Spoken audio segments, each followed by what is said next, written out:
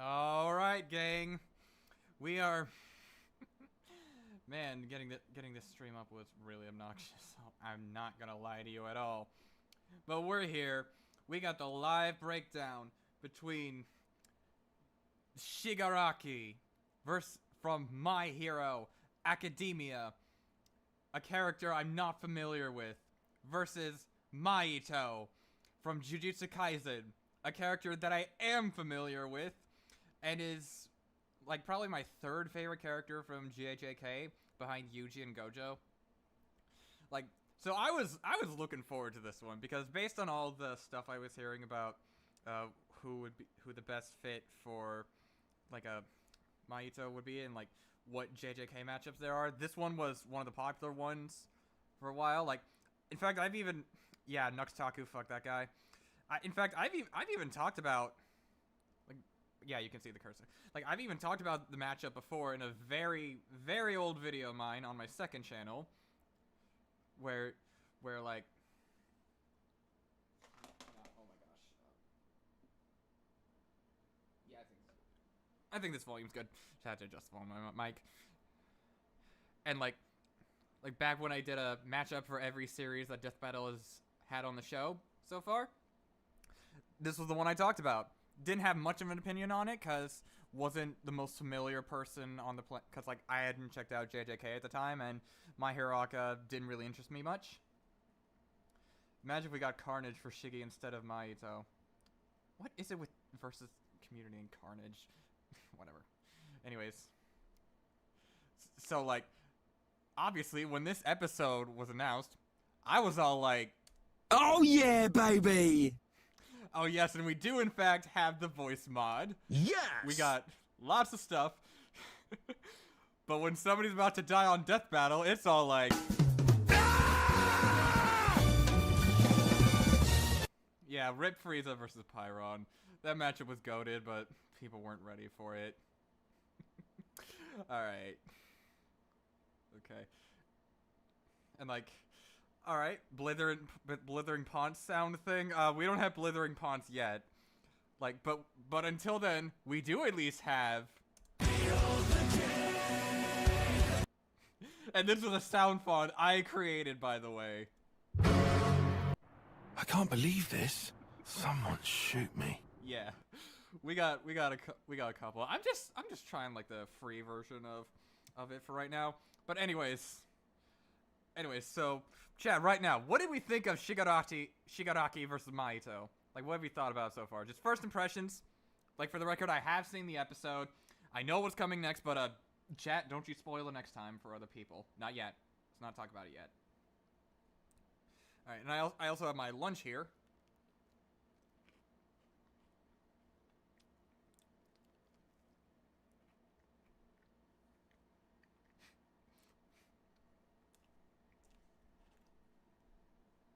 Let me just silence my phone real quick.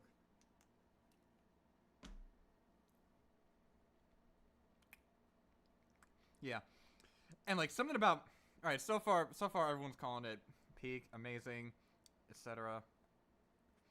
Who here has not seen the episode though? Who here has not seen it? Raise your hands. Raise your hands.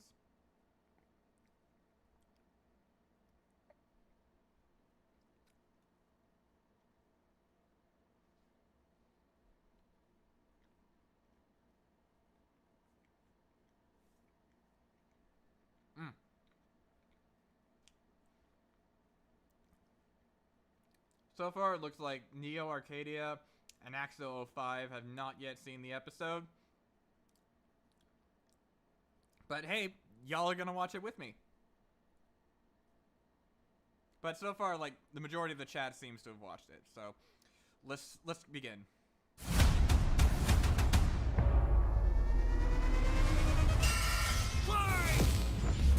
Alright, I will say, I did not watch the sneak peek before watching this episode yesterday. And like, as you can see, this was not just uploaded. Wait, did Death Battle say something about it?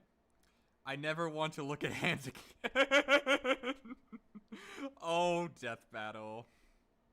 Oh my gosh. Shiggy being told to grow up only to reply with "you grow up" is so funny because that's basically what a child would say. Oh my gosh, Suarez 9108. He's so real for that. He's just so real for that. Yeah, thank you. Alright, but anyways, let's get into full screen. And then let's begin. Shigaraki Alright, back here we got, I'd assume this is like a school from My Hero Aka. Like it looks like one of the set pieces. I haven't read or watched My Hero Aka, though I might do so in the future. versus Mahito. And we got the JJK backdrop, which you only see for like not even like which you only see all this for a scene you only see for like 2 nanoseconds. Oh, that's Shigaraki's old house. Ah, okay, thank you. The symbol of fear versus the human disaster curse. He's Wiz and I'm Boomstick. And it's our job to analyze their weapons, armor, and skills to find out who would win a death battle. Tenko Shimura was just a sweet... Alright, so this is DJ's editing style right here. And so, he uses text differently from Max. Whereas DJ's use of big text has like pretty simple fonts, but still fonts that are bold enough. And I also really like how like the long shadows are different. So like it looks like both of these titles are like different Like, it's actually really nice. Whereas Max goes for more, like, stylized text. Like, he goes for a different style, like, often trying to replicate it. Sometimes he'll have, like, a wobble effect on them or something like that. But usually you can tell how different they are. Shy boy who loved superheroes. But sometimes they hand Right there. Shy boy who loves superheroes. Keep that in mind, because we're going to break down what makes this analysis work. fate can't abide sweet shy boys. Ruthlessly beaten and abused by his hero-hating father, Tenko pushed beyond his emotional limits until he acted. Alright, real name, Tenko Shimura, aka Symbol of Fear, age 21, height 5'9", 175 centimeters. Grand Commander of the Paranormal Liberation Front. Suffers from Canidi Subita. League of Legends and Smash Brothers player. Apparently, like, the League stuff is canon, though, like, as for the Smash Brothers stuff, like, I know Smash Brothers was mentioned in Jujutsu Kaisen with, like, Nobara saying, I'll meteor smash your butts. Like, first of all, girl, everyone calls it spike. I'll spike your ass into oblivion. That's what we're supposed to say. No one uses meteor smash unless they're trying to, like, be technical terms, so already, not funny, didn't laugh. Not funny, didn't laugh. I can't believe this. Someone shoot me. Yeah, lives in a me saying that to Nobara. Right, and lives in a society. Pretty sure this was a Liam episode. And, like, as you all know, Liam also wrote Deku vs. Asta, an episode that I very much do not like. And, like, and he also wrote Gojo vs. Makima, albeit alongside DJ. If I could have been resolved with a 1v1 no items Fox only final destination, so true. But then again, wouldn't Shigaraki stomp even harder if it was like that?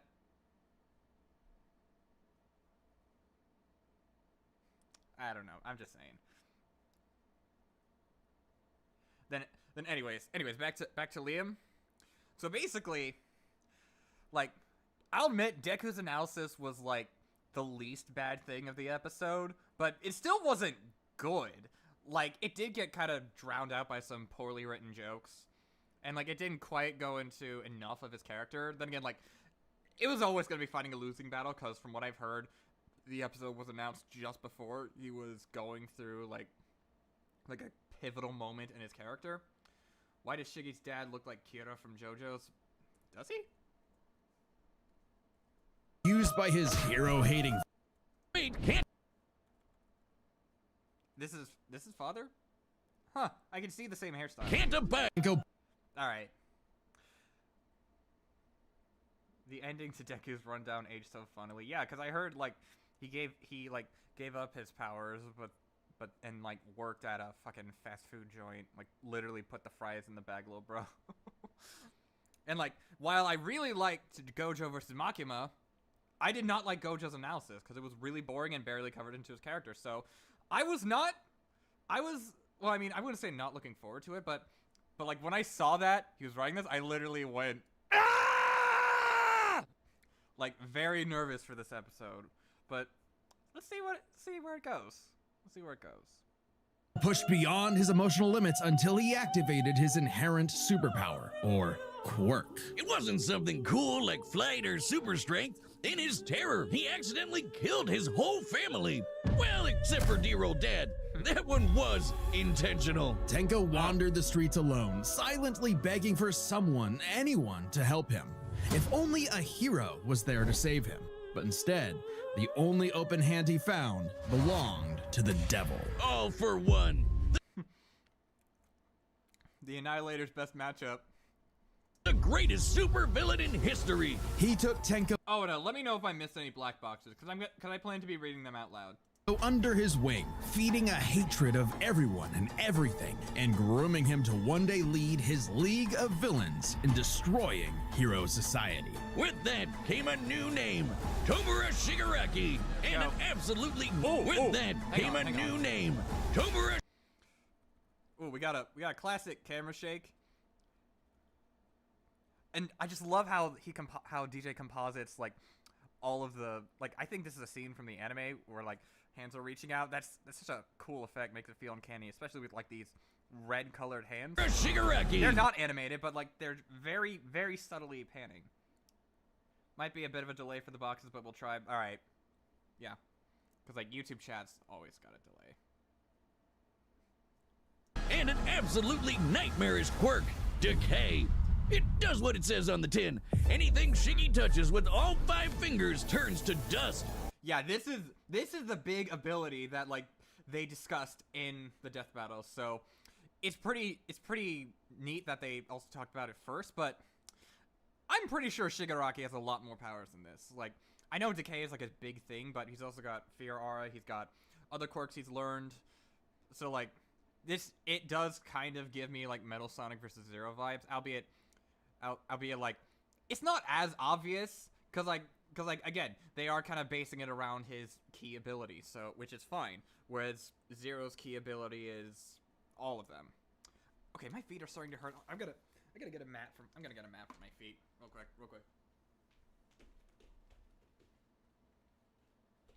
There we are.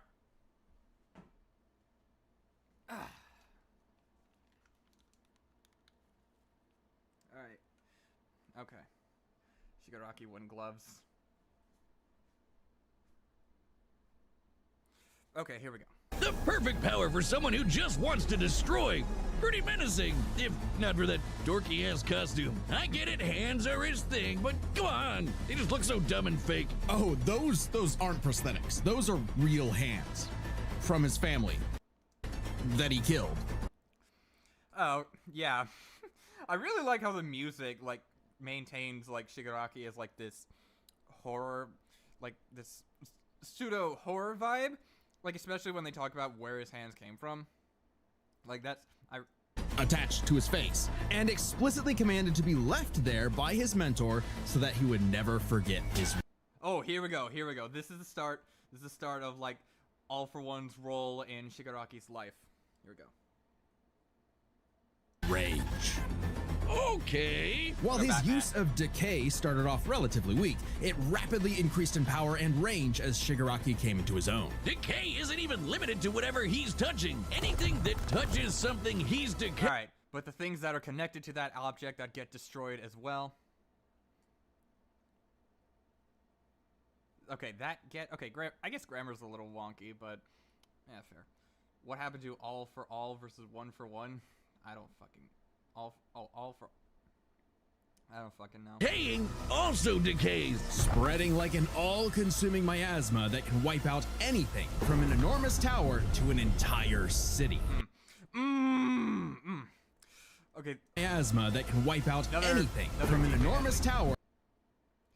I like how like he shows just a wobbling Shigaraki, just all like that, just like it's as if the destruction is casually happening behind him. Especially as like the earthquake's happening and it creates the impression that Shigaraki just doesn't give a shit. Oh, and he even animated each individual strand of the hair. Like, can you raise your volume? The vid is much louder than your voice. Okay. Okay. Let me open up OBS here. Desktop audio.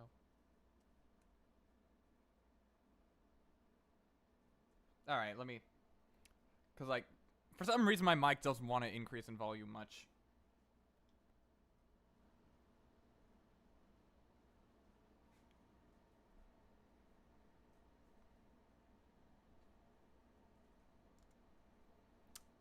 Also, how many times must I teach you this lesson, old man?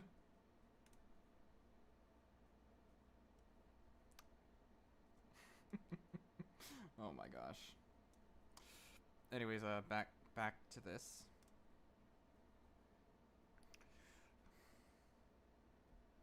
City. If decay reaches you, your only hope is to isolate the Let me slice that off for you, unless you want it to fall to pieces. body part that is disintegrated. If decay reaches you, your only hope is to isolate the body part that is disintegrating before it. Hang on.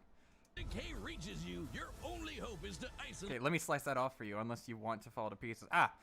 Okay, so I guess, like, this logic is kind of similar to the heart thing from Dio vs. Alucard, where, like, where it's like, it's not like official confirmation, but there's a lot of language that heavily implies that. Like they're doing that for like any resistance to decay here. And like, all right, fair. Like the body part that is disintegrating before it gets to— Oh, your feet touch the ground, huh? Did you chop them off before your whole body crumbled? Oh, and it's backed up again. It's backed up again. There we go. Nice. There we are. something vital. After years of training with the greatest supervillain of all time, Shigaraki was finally put in charge of his own team with one mission. He must kill his master's rival, the #1 hero, All Might. Here we go. Here we go. Finally, my favorite death battle tuber. Oh, thanks, but I ain't a death battle tuber, though. I can't believe this. Being called a death battle Someone tuber. shoot me. But, yeah, anyways, thanks for tuning in, Floyd's manager Ghosts. Love when All For One said it's time for you to get Shiggy, Deku, and Shigaraki shiggied all over Izuku and ruled the world. Hey, spoilers. I can't believe you would just spoil like that. What have you done? What have you done, Longthorn Henderson? Only to fall flat on his face. Shigaraki was a terrible. Oh, wait. All Smash Bros. reference? Only to fall flat on— Oh, I thought that said Smash Brothers for some reason. Part-time. Oh my gosh. on his face. Shigaraki was a terrible leader, quick-tempered, short-sighted, and, well... Cringe. Oh, he's just so cringe. League of Legends? Yeah, I played that one. Only on solo mode, though. And then they have League of Legends playing in the background. He uses quick-tempered, short-sighted, I forget and, which champion well, that is, though. cringe. Oh, he's just so cringe. Oh, it's not showing one specific champion. He But, uses gamer link. It's been an RPG up until now, with only halfway decent equips. I want in charge the final boss at level 1. This sure has been a long tutorial. It's game over, man. Oh, hey! Game over mentioned. It's game over for now. Because the game's changed.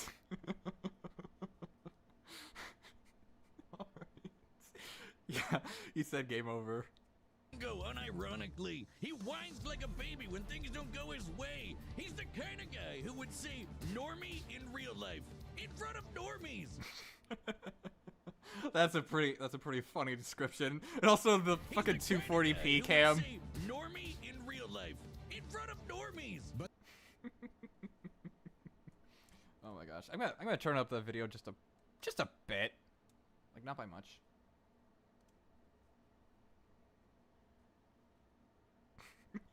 You just had game over on. Hey, I literally uploaded the sound for this video. Cause like the moment I had an idea, I just went all like, you know, you get me? Shiggy is the average death battle fan. Oh, so true, bestie. But they say defeat is the greatest teacher of all. Only through struggle could Shigaraki manifest his dark conviction. Right. Ah. That's something right there. Instantly, like, nuances. What, like, that Shigaraki being a terrible leader was actually kind of a good thing. Or at least it was it seems like it was, comes across like it was a part of All For One's plan. Like, again, I haven't read My Hero Academia, so I might be misinterpreting a couple things, but still. But still, that's how, you could also look at it that way. And like, it just adds, like, pay attention to all of these little pieces. Right as All Might's new protege, Izuku Midoriya, was coming into his own More as text. well. These two rivals, the inheritors of their master's blood feud, would push themselves past their own limitations. Oh.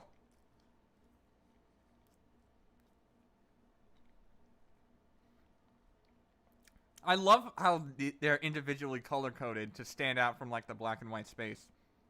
It's so good. And just look at the animation again. Inheritors of their master's blood feud would push themselves past their own limitations. Especially when All Might and All For Would push themselves That past their transition to the own end. limitations. Let me look at it. Oh, he masked out. He masked the one monster thing that Shigaraki can summon, and then just used it as a transition clip as a jump cut. That is inspired, although Although, oops, think you might have left a little hole in there. I can't believe you done this. Can't believe it. I can't believe you made this editing error, DJ. How dare you? Oops, I didn't mean to say play Especially twice. when All Might and All for One double KO'd each other, leaving Shigaraki to lead the League of Villains all by himself. And with the stakes high. Oh, he said, like, when All for One died, he had to be a leader all by himself again. When the Bowser vs. Eggman reaction, November 2024.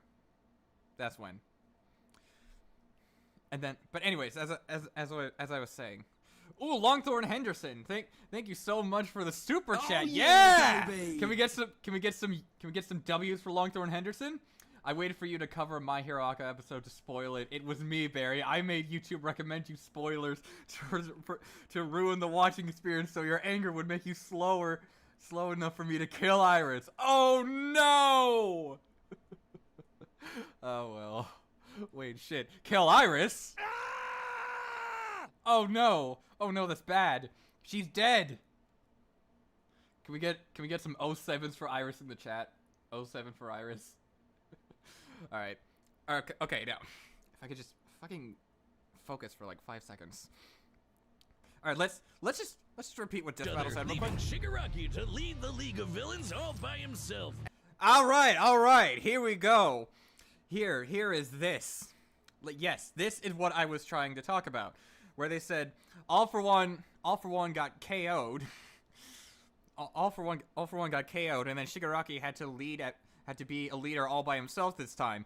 So this sets up another means like of intriguing like the viewer, because in case you couldn't tell earlier, they said that Shigaraki was a terrible leader, and All for One said that was just a part of what he needed to go through. Now he has to go through a much tougher test already. And with the stakes higher than ever before, Shigaraki stepped up. He personally battled the monstrous Gigantomachia for a month and a half straight, and conquered other villain organizations to create the Paranormal Liberation Front. Thousands of new soldiers for his personal army. All to impress All for One's personal quack, Dr. Ujiko, who's Personal quack? I don't know what that means. spent months upgrading Shigaraki's body to make it more like his sensei's. It might have been I'm eating protein and like protein muffins with blueberries.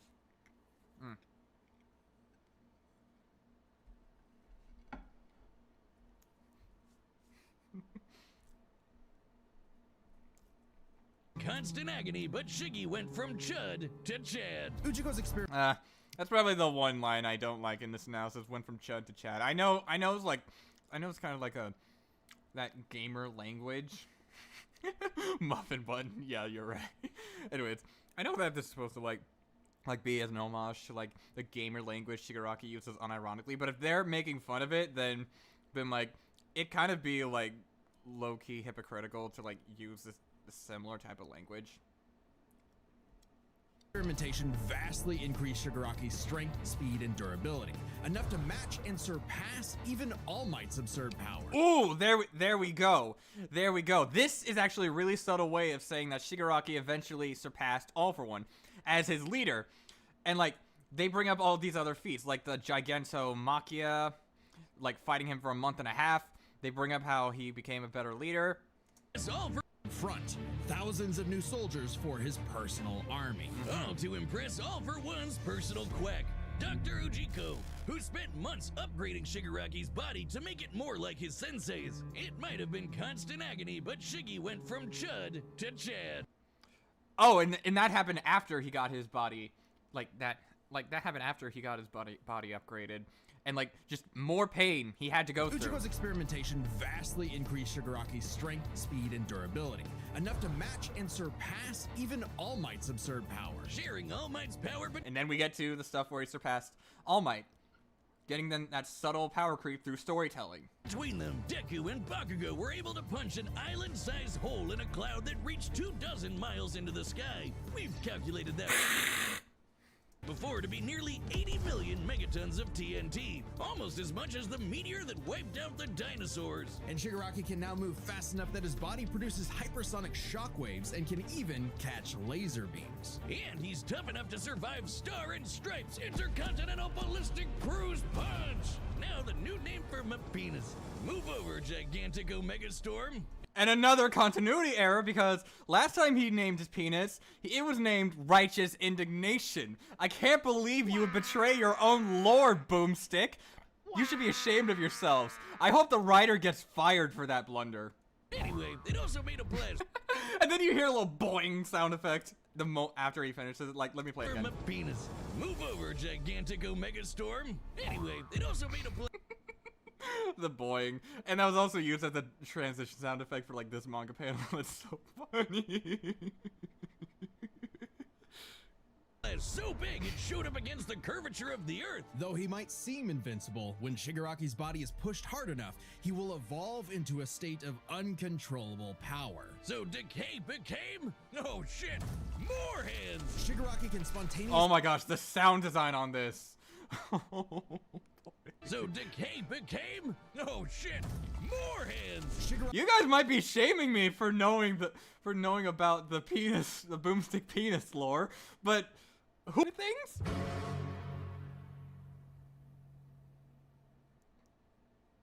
Yeah, that's what I thought. Penis lore, that's very important, exactly. At least use innuendos for that, bro. Why you gotta say the actual word?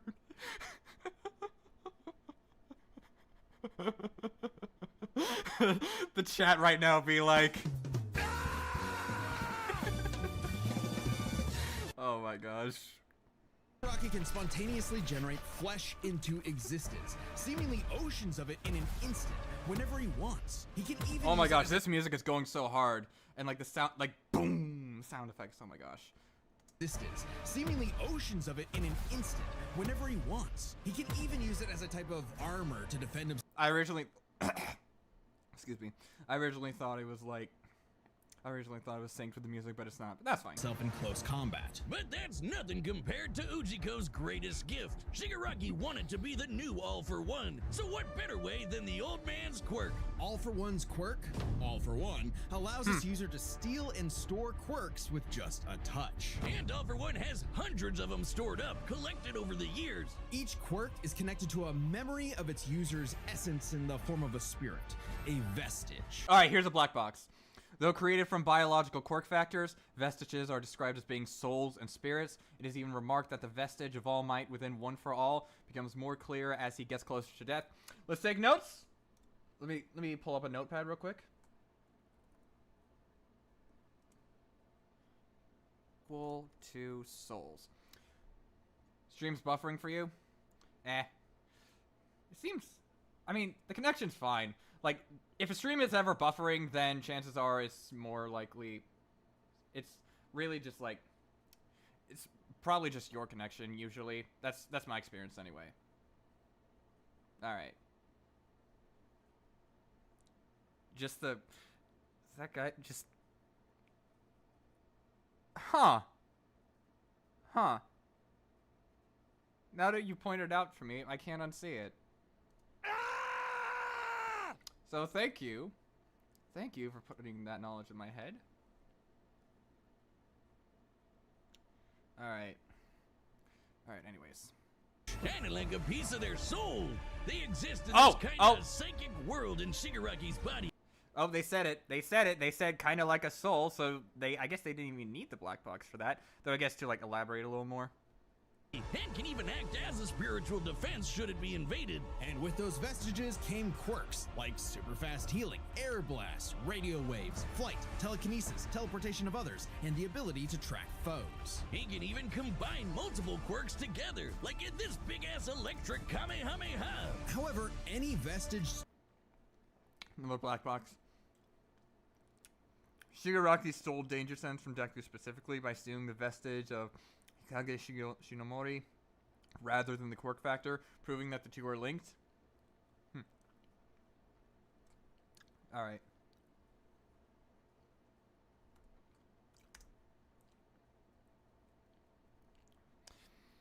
Alright, so basically what this is saying is that Danger sense from Deku specifically.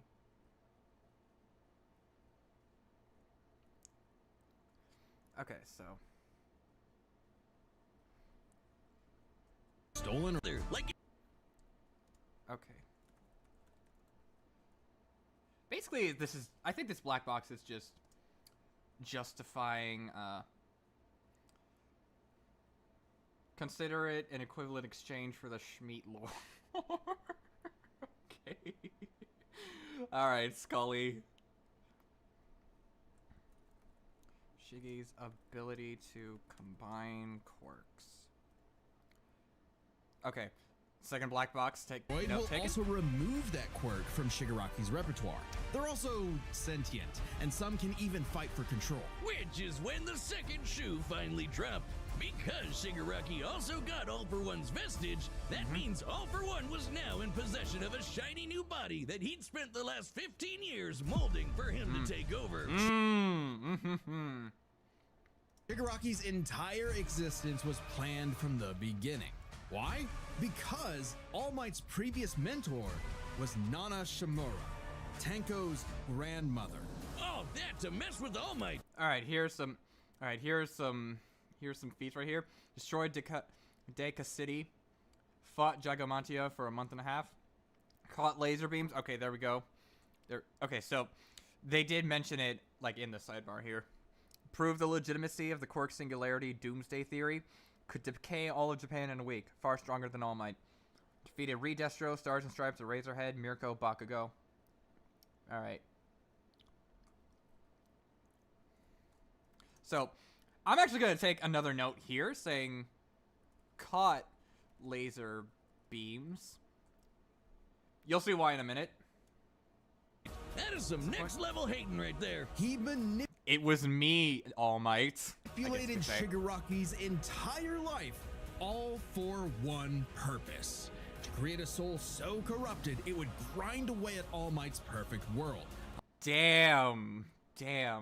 That is actually crazy. And this is where the significance of All Might in the analysis starts to come back. All for one purpose. Oh my gosh, you're so right. That's so true. Any good All for One matchups? The Annihilator, obviously. Everyone loves All for One versus the Annihilator. They both steal powers. That's clearly peak. That or 2012 Shredder levels of hating. Your choice. Allowing All for One to take full control. But All For One's possession wasn't complete, and Shiggy managed to fight his way back to the top. Literally, Oh, here. his possession Okay, they highlighted this part here. It seems there's a component that hasn't quite melded.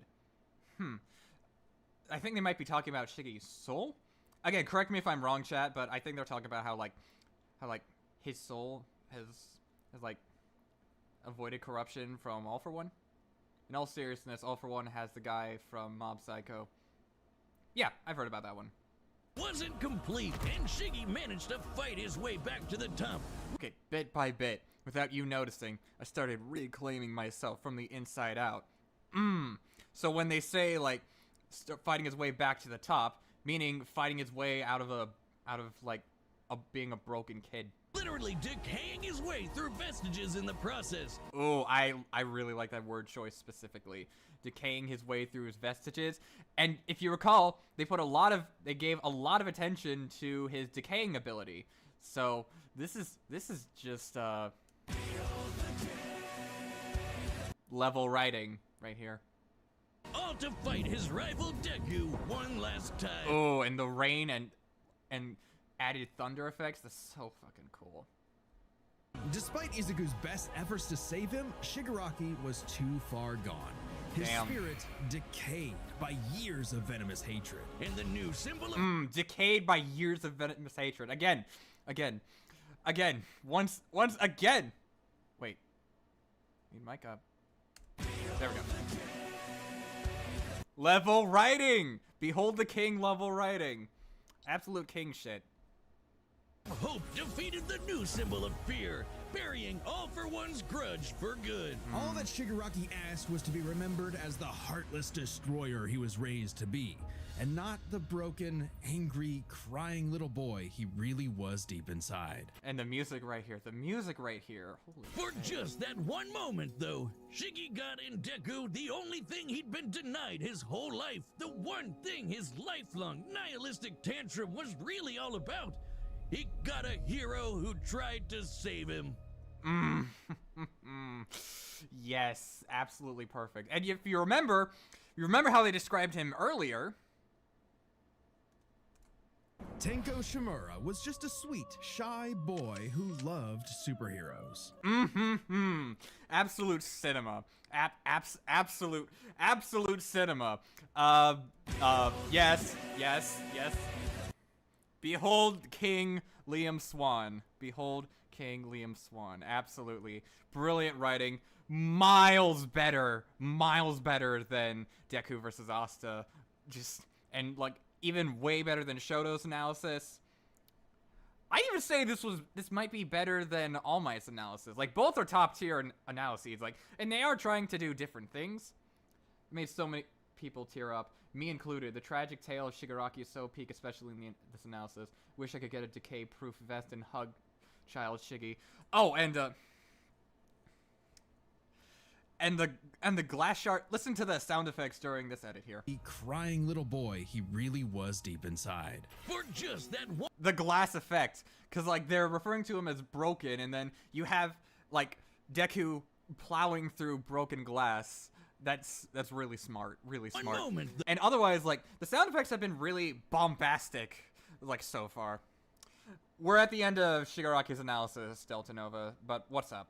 Glad you could make it. So, Shiggy got in Deku the... And, like, they absolutely, like, quieted down all the sound effects just to have the emotional ending note hit harder. The only thing he'd been denied his whole life, the one thing his lifelong nihilistic tantrum was really all about. He got a hero who tried to save him. Make sure you do your damn best. You better become Hokage type ending note. This battle is sponsored by Robin Hood Gold. No, it isn't actually. This battle is sponsored by Jonathan Frostathan. Yeah, so Jonathan Frostathan is a YouTuber who really likes to make videos about things he likes. Sometimes it's death battles, sometimes it's Mario Kart, sometimes it's Fire Emblem, sometimes it's Tales of, sometimes it's Xenoblade.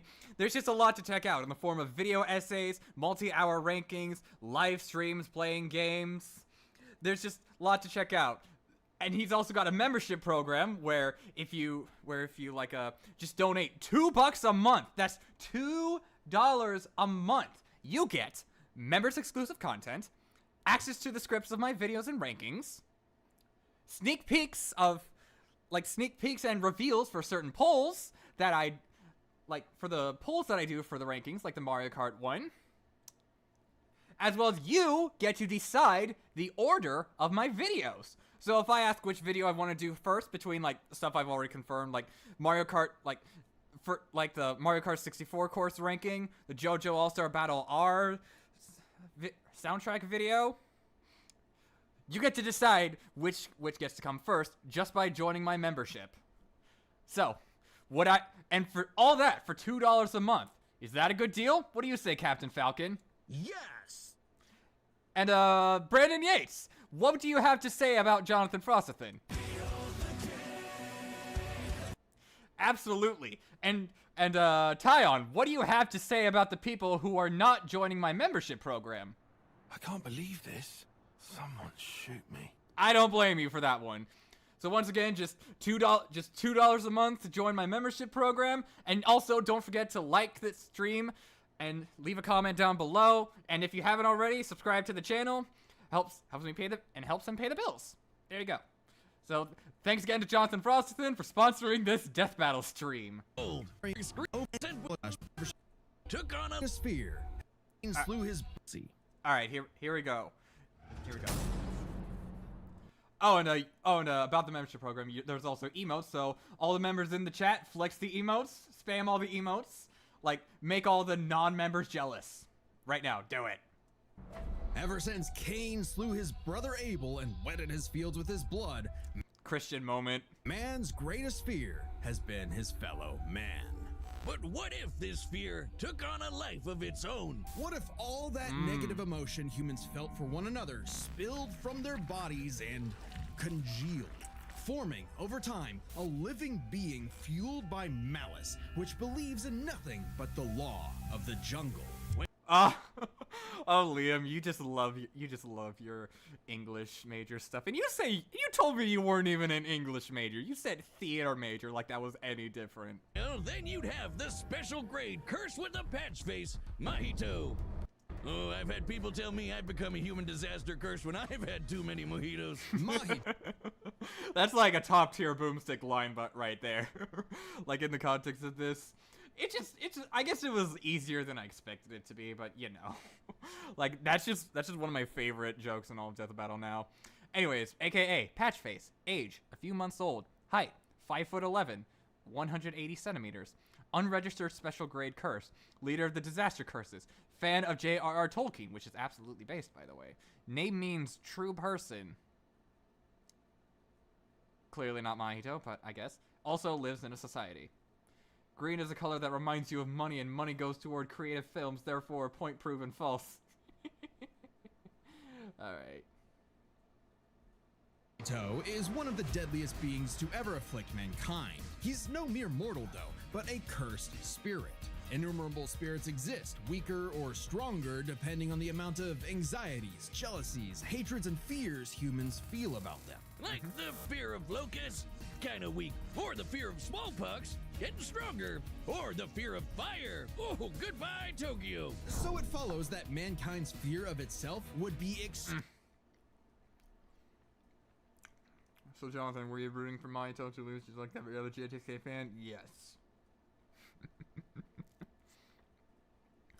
Mahito is just like the most love to hate type of character ever. Like, holy shit.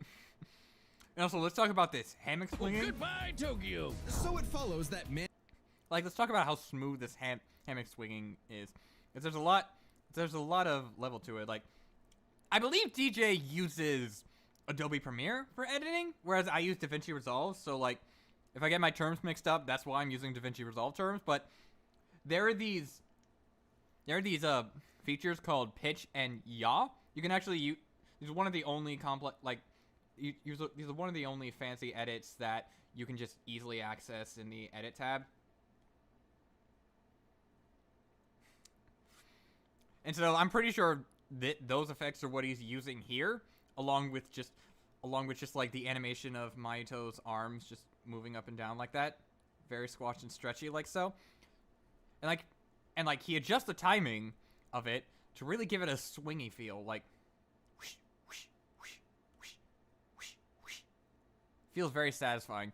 And it seems like he did all, like, what he did was he did all the animations first,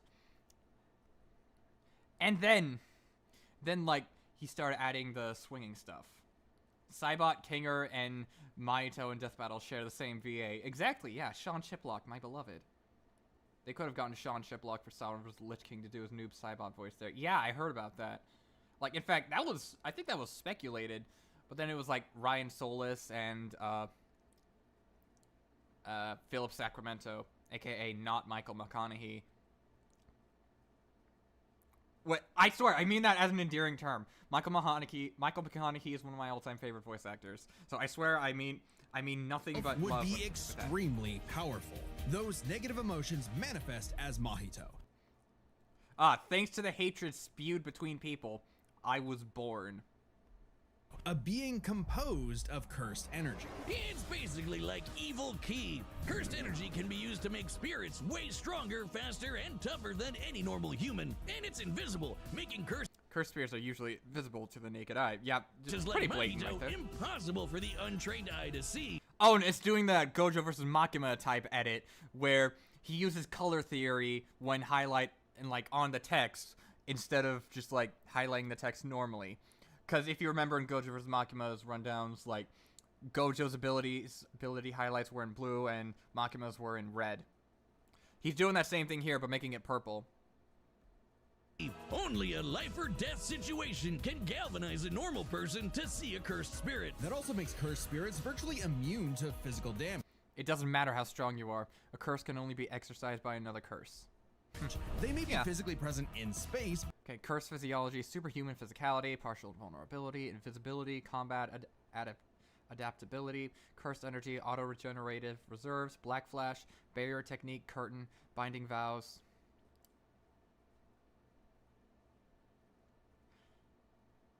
Actually, I think I'm gonna make another note right here. Let me, where was it again? Oh yeah, it was in the hammock moment. Okay, I'm gonna jot this down.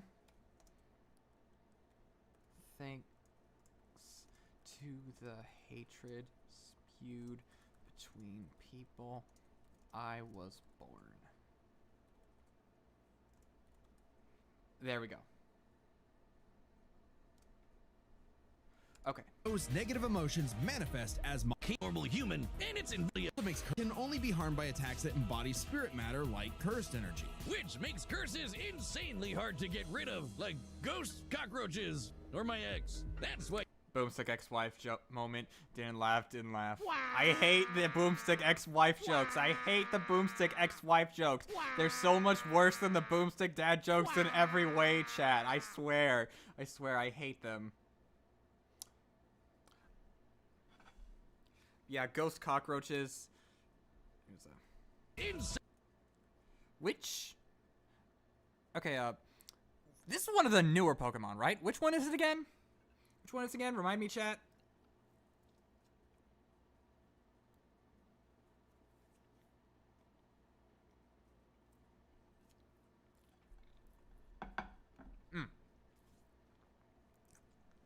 Shed Ninja from Gen 3. Oh, okay.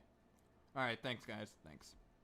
ghosts, cockroaches, or my ex. That's why you need a juju. At the very least, the X joke was quick. Yeah, that's fair. Sorcerer to come in and Kaizen the shit out of him. They call it exorcism, but Battle, like, cause Kaizen equals battle. Like, cause like Jujutsu, sorcery, Kaizen, battle. Yeah. Yeah, so like basically Boomstick's saying battle the shit out of him. Like it's kind of like a inverse of the English. But yeah, I kind of like that. If he's called Greninja, why is he blue? Good question. Yeah, so it's sorcery battle. Yeah, just like how Kimetsu no Yaiba equals Demon Slayer. Yeah, it's like that. But for some reason, everyone calls Kimetsu no Yaiba Demon Slayer, while everyone else calls Jujutsu Kaisen Jujutsu Kaisen. Interesting. Exorcism, but I like the way I said it better. Curses and You know what, Boomstick? I'm yes and no with you. Like, battle the shit out of them sounds ironically funny, but Kaizen the shit out of them just doesn't roll off the tongue as well. sorcerers have battled each other for millennia, waging an endless war over the fate of humanity. Almost exclusively in Japan, though, for some reason. But Mahito was Exclusively in Japan. special. You see, most curses are basically dumb animals, but Mahito has so much cursed energy that it gave him sentience. Ooh, look at this. Look at this wavy fire effect, like masked on top of Mahito's laughing face. I like that. I like that. Very nice. Like I said, they're relying on color theory quite a bit. Like, if you remember, Shigaraki's analysis was very red. Mahito's analysis is just very purple. Like, you know, purple is my favorite color. SpongeBob. Cursed energy that it gave him sentience. So he was recruited by Kenjaku alongside other special grade disaster curses to wreak havoc upon the world. In fact, they made Mahito their leader. Propped him up as Mahito will continue to grow stronger. That's why you propped him up as the leader. And even more frightening than intelligence and bloodlust, Mahito possessed philosophy. Perhaps informed by the Possessed. I love the way Boomstick says philosophy. Like, and the scream sound effect immediately Bloodlust. after. Mahito possessed philosophy. perhaps informed by the tragic Life has no weight or particular value. meaninglessness of interhuman conflict, Mahito is an existential nihilist. Don't limit yourself to just being indifferent. There's no reason to live by such a restricting philosophy. Yeah, this one makes me love to hate Mahito because like his understanding of philosophy is so immature, yet the way he says it makes it sound real, so that like you understand why he's able to do things like manipulate Junpei. Believing in nothing but his own So I really love how they decided to tackle this aspect of his character. will to power. It's a dog-eat-dog world, Mahito versus Rick Wen. Ooh, that's a good question. and Mahito is the wolf. Which also makes him kind of a goofball. If nothing matters, why not have fun with the slaughter? Yeah, that's exactly how Mahito is. Since Mahito was created from human life, or specifically human hatred, would that make his life meaningless as well, since that's how he was created?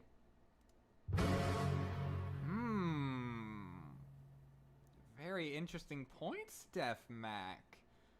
Very interesting point indeed. Really get your steps in. He loves to dig around and toy with your emotions like a cartoon character before slitting your throat. An appropriate Yeah. analogy considering his curse technique, idol transfiguration. Using his cursed energy, Mahito can You get it now, don't you? My curse technique can touch and reshape the soul. control anyone's soul with just a touch, including his own. In fact, he's so good at manipulating his own soul that you can't even kill the bastard without directly targeting it. In Jujutsu Kaisen, the soul and the body share According to Principal Yaga, one can replicate a soul and its information from the information of the body, such as how he created Panda. Okay, so I think this is supposed to be the explanation of how, like, he's able to shapeshift himself as well as his regeneration. Like, as if they're not doing that with what they're saying out loud. Sans would dog walk this man? Maybe. Who knows? an immutable connection. Whatever happens to the former affects the latter. This lets Mahito squash, stretch, and shape-shift his body into literally anything he wants, like play. Oh, okay. So they did reference the 0.2 second variation, because this was one of my initial criticisms, because like at least when in terms of like outside factors, because like I didn't notice that they mentioned it here in the idol's transfiguration section, because like it is like an interesting win condition to talk about for the debate. Not necessarily probably just like, I'm aware that's like a last resort, but it is like significantly more powerful and I believe layered than his normal domain expansion. At least like that was what I was gaining from reading the G1 blog a few days ago. Like we might go into the G1 blog soon. Who knows? Play-Doh. He can I can't believe this match is just Reddit nihilists versus neat gamers. True. You're so right. turn his limbs into blades or clubs, grow wings like a bird or fins like a fish, reform his body around injuries, or even create clones. Curse users are naturally unharmed by their own ability. Should he touch a human, though, his alterations to their body are instantly fatal. And since he's attacking your soul, those physical wounds are gonna be impossible to heal. Chapter 259, still not healed. Wow. Even if his alteration isn't directly fatal, the human body won't last more than a few moments in a transfigured state. All that with one touch! God, I thought herpes was bad. His powers mean Mahito treats humans as effectively disposable dolls that he can gleefully experiment on. The more casualties, the better, especially if he gets to break your spirit first and watch you suffer. Even more. Yep, just like that scene where he was laughing at Yuji with Sukuna when Sukuna refused to help Yuji. Just like that. Twisted is when he combines two transfigured humans together for soul multiplicity, essentially a giant torrent of body horror flesh that he repels at an opponent. Ugh. Mahito is unbelievably creative with his application of idol Oh shit! What? I didn't notice that they actually showed the scene where he like formed hands off on his head. Oh my gosh. Do you plan on streaming the Switch 2 Direct for your reaction? Probably not. I have to work in the morning. Like, I guess I don't have to since I can choose my own hours, but like, hang on. Let's see. Oh, no, wait, no. I think I could actually like stream a reaction to the Switch 2 Direct. Why not? Kirby Mahito. Movie bang quote. Which one? I don't know. of idle transfiguration. And despite Yeah, being a foreshadowing. newborn curse, consistently keeps experienced sorcerers on the back foot. Oh shit, he's like a gear! He's like Sin! Chat, he's like Sin Case from Guilty Gear. Despite, where his body just accelerates in age. Holy shit, I missed that. Curse consistently keeps experienced sorcerers on the back foot. It helps that Also, I can't believe that Mahito is the closest we'll ever get to a Guilty Gear on Death Battle. I can't believe it, Chad. I can't believe it. I do not think I'll be able to recover from this. I think I'm quitting Death Battle forever after this, by the way. he's a quick study who's picked up a number of different curse techniques, like the Black Flash. By applying cursed energy within 1 microsecond of an impact. When an impact of cursed energy is applied within 0.000001 seconds of a physical hit, a distortion in space is born. Impact with an enemy, space itself will distort, exponentially amplifying its force by a factor of 2.5. Oh, yeah, they said it out Not loud. only does this hurt like a mother, it restores your curse technique. Yep, Gojo has regained output for reverse curse technique thanks to Black Flash. Okay, there are a lot of things there are a lot of like notes I'm reading that I'm not jotting down, but I don't give a shit. And gets you fully in the zone. And would require reflexes moving nearly 1,000 times the speed of sound. Okay, now I can actually get into like something more specific, like a more specific criticism, because like in terms of numbers, they didn't exactly like Shigaraki's analysis didn't really have any numbers for some reason. Well, except for like the Deku and Bakugo feat, like with the Teraton feat, like scaling him to that. But otherwise, like for speed, he didn't really get anything for speed. Like this is why I jotted, like I'll go into it in a bit, but you'll understand why I jotted down like the light speed feat. It's no surprise then that Mahito also unlocked the pinnacle of sorcerer techniques, the domain expansion. Oh shit. Oh, the reverb on Wiz's voice. Oh my gosh. Let me play it again, chat. Techniques, the domain expansion. It's such a subtle reverb, but I love how they made it feel important. Like it's something they did even better than in Gojo's analysis, where they just said like domain expansion, whereas here you have Wiz going the domain expansion with reverb. Oh shit! More hands! A domain is like a barrier of cursed energy, but if you're caught inside, Mahito can use idle transfiguration instantly without even needing to touch you. It's called the self-embodiment of perfection, the ultimate expression of Mahito's absolute control over his victim's body and soul.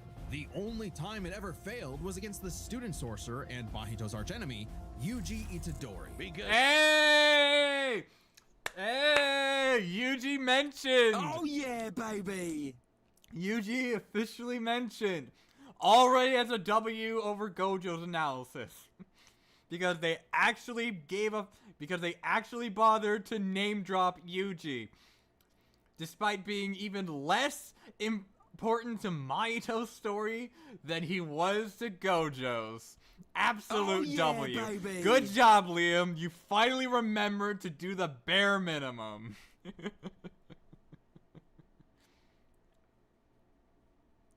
Yeah, and it's even weirder because they made like, I already said it in my review, because not name dropping Yuji was actually like a really big deal because like one of arguably the most important factors how like they're both sketchy mentors of the main character, Yuji and Denji. So like the fact that that Makima's analysis has like a lot of emphasis and like insight into Denji, as well as whereas like Gojo's analysis doesn't even bother name dropping Yuji, it's just really, really bad. They explained Mahito's abilities and included Yuji. Why couldn't they do that for Gojo's analysis? Exactly! Exactly! Oh yeah, baby! Yo, yeah, baby! Ashura Blader, you are right! not only was Yuji a Reminds me of how Atreus wasn't name-dropped in Kratos' Asura. Well, to be fair, there was at least an effort to make him feel important to the analysis. Like, even if it was just with the boy meme. Whereas, like, I think name-dropping Atreus on the third time would have probably worked better for people, but there was at least an effort to make him feel important to Kratos' story. Whereas, in Gojo's analysis, they didn't even try. Like, they had, like, the least interesting priorities.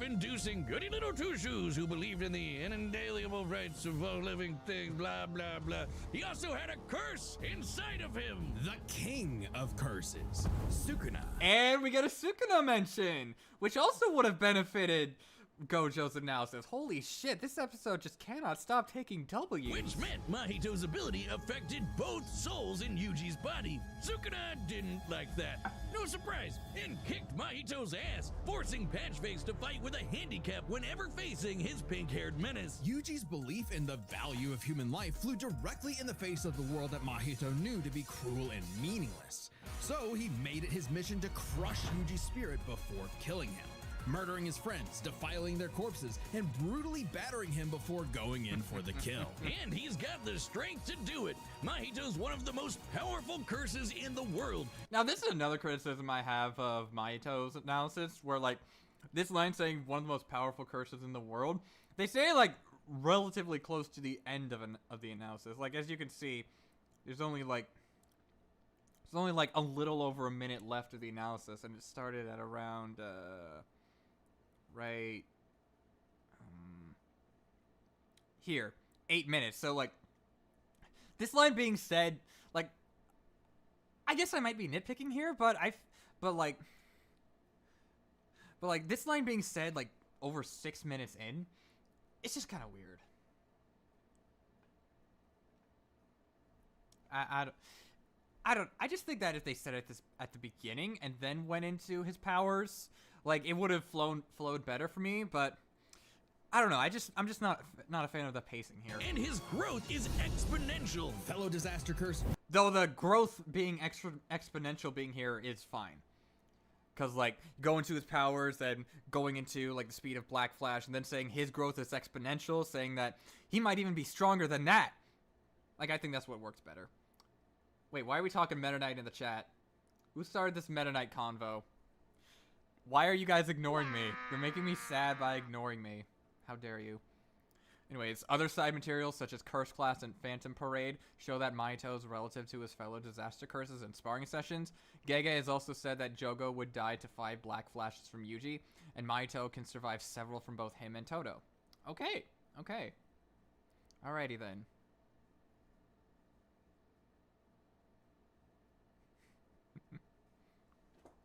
Okay, buddy. See, Matt, that's what you get. You distract from the chat and you get bombarded with ad breaks. Get fucked, stupid. 15 seconds unskippable. Yeah, I did that to you. Get fucked, stupid. Anyways, so what this is saying here is that, like, I've never heard of Curse Clash or Phantom Parade. Like, let me look into that real quick. Let me just look it up. Oh, it won't let me. I guess I have to, like, exit full screen real fast. Then open this. Then, Kaizen, Cursed. Okay, Cursed Clash is a game. Oh, right. I know about the JJK game. I just forgot what it was called. And Phantom. Oh, it's also mobile. Okay, so they're also scaling him to, like, the games. Included video games for Mahito. Alright,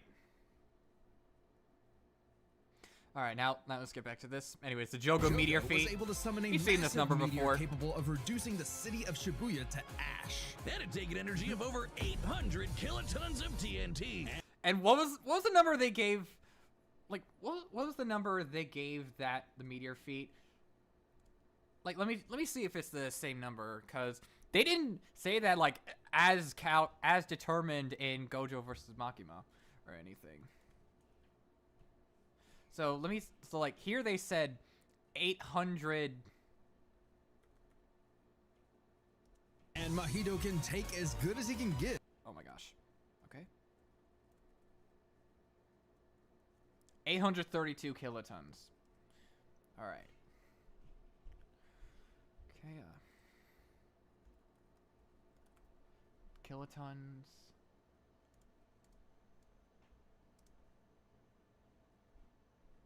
Okay, yeah, it's the same number they gave it in Gojo versus Makima. Yeah, it was also 832 kilotons.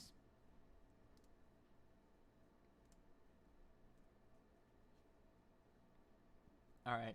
Also, what's up, Raptor? How you doing? And Mahito can take as good Also, they show the jumping bit, 10 as out he of can 10 get, already. especially when, in the throes of struggle against Yuji, he evolved, unlocking a vastly more powerful form, the instant body of distorted kill. Complete with armored exos. All right, landed a black flash in a microsecond, transfigured 1,000 humans in Shibuya, survived withstanding Gojo's unlimited void for 0.2 seconds. I know this is supposed to be impressive, but like if you don't know the context, then it just sounds so sad. He's made worse pronunciations of other characters' names, to be fair. Wait, who's this? Oh, what's with his pronunciation of Mahito? I mean, is that not how you say his name? That's how I've been saying his name. Tanked numerous black flashes from Yuji and Toto. Slammed Yuji and cratered the ground. Defeated Nanami, Ultimate Mekamaru, Nobara, and Toto. Skeleton and arm blades. This was a taste of the almighty curse. And hearing this, I guess they are. It is kind of weird to hear them talk about this form while showing the feats panel. Like it just gives me like a Martian Manhunter versus Silver Surfer vibes. You and Raptor are the only two I can immediately think of that rank Blake versus Mikasa last place. Hey, Raptor's one of the good ones. Raptor's on the right side of history. Oh, yeah, we baby. love to see it. We Oh, absolutely yeah, love to baby. see it. Yes! All right. Blake House was season 10. Well, oh god, no. It was season 8. If it was season 10, it would be embarrassing. Mahito was growing into a true blight on all mankind. It wouldn't last. In a bitter battle of resolve, Yuji won out. In a dog-eat-dog world, there was now a bigger wolf. So he tucked tail and ran away like a bitch. And what do you know? Life suddenly became a whole lot more meaningful the second it looked like it was about to end. Smiling Friends mentioned. Smiling Friends mentioned. We love Smiling Friends. Yes! That gleeful nihilism, just a bitter hypocrisy in the end. For Yes, him, sir. maybe. But Mahito found a convert in his archenemy. After a battle that wiped out thousands of innocent people, Yuji's youthful spirit was gone. The only thing left that mattered was exorcising this curse. In a way, that was Mahito's final victory, the destruction of another human being's soul. He may not have been around to see it, but the curse Mahito inflicted on the world would bring it to its knees. Yeah, I don't think this analysis is as good as Shigaraki's. Like, I do think it's a very strong improvement over Gojo's analysis, but I think that the pacing is just kind of weird. Love how they both ended with their heroes. Yeah, absolutely.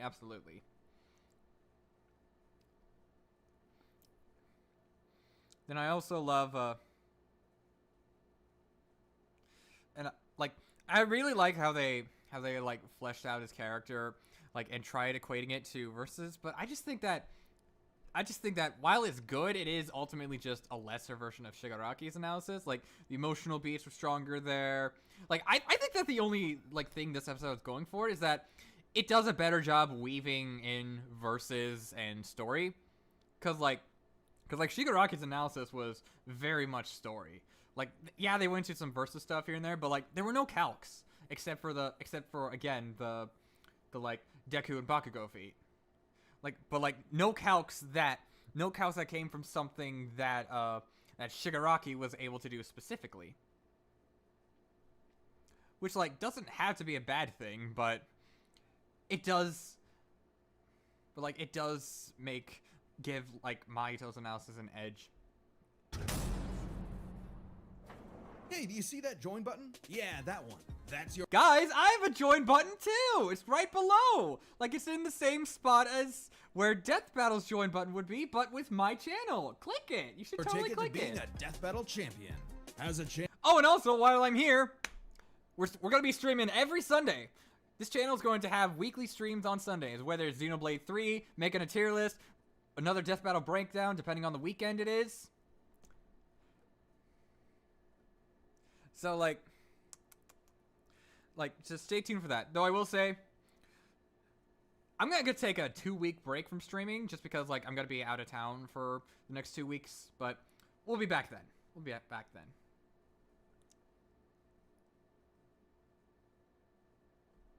Champion, you get all sorts of exclusive death battle content, like extra videos, live chats, and sending us your own matchup ideas. We're set, and we've run the data through all possibilities. It's time for a death battle!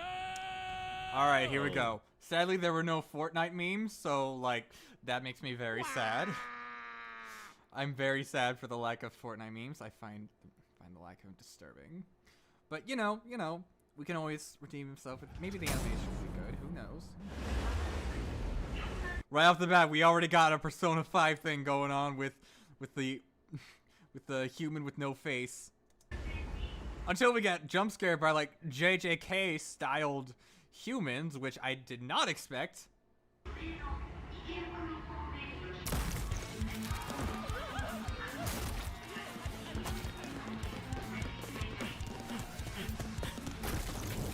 I think this is a very Jujutsu Kaisen-esque setup. Like, by the way.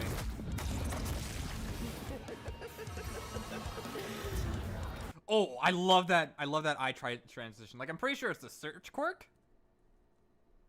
And like combined with that laugh from Sean Chiplock, absolutely perfect. Fucking amazing.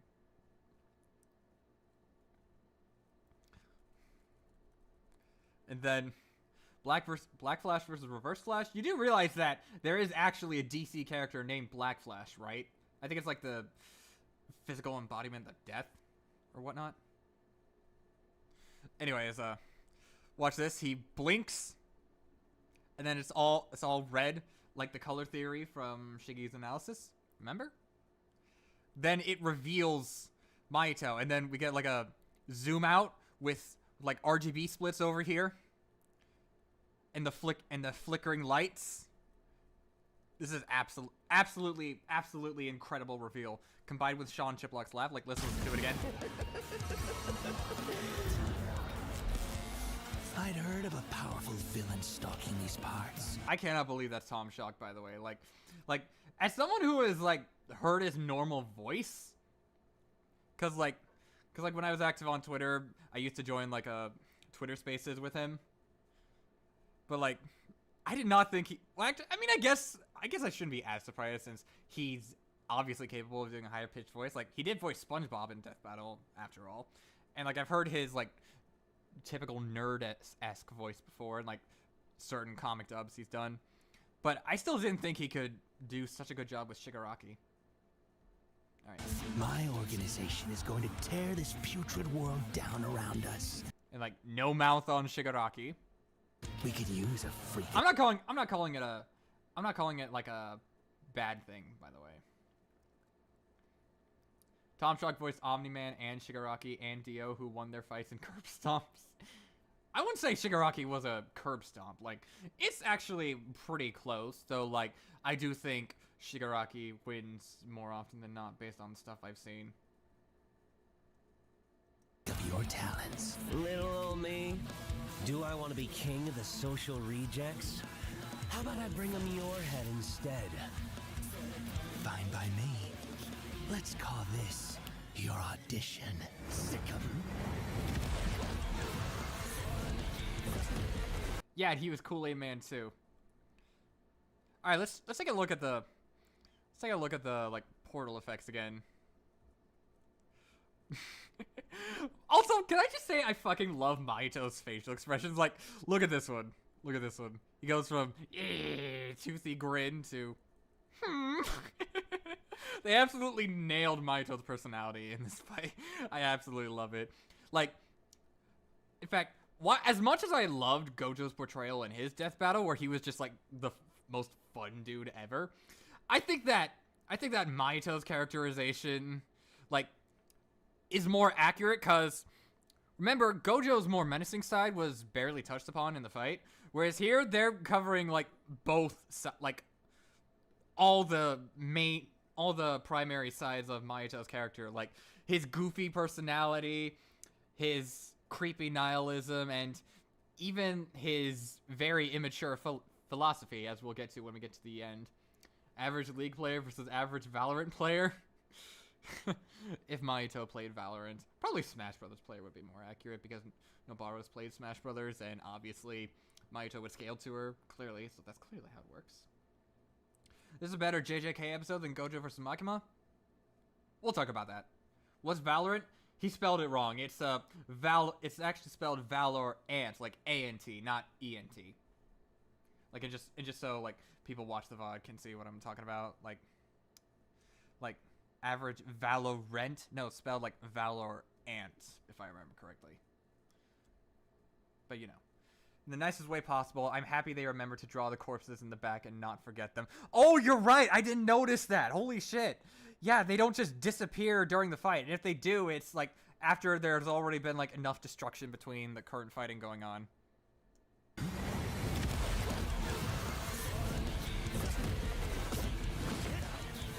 Okay, this flip, I think, is a little stiff. Like, I mean, it's not like he's still leading with his core. It's just, but I don't know. I think that's just like a part of Moro's animation style, which is very, very good. Very, very good. I'm not trying to say that as problems or anything.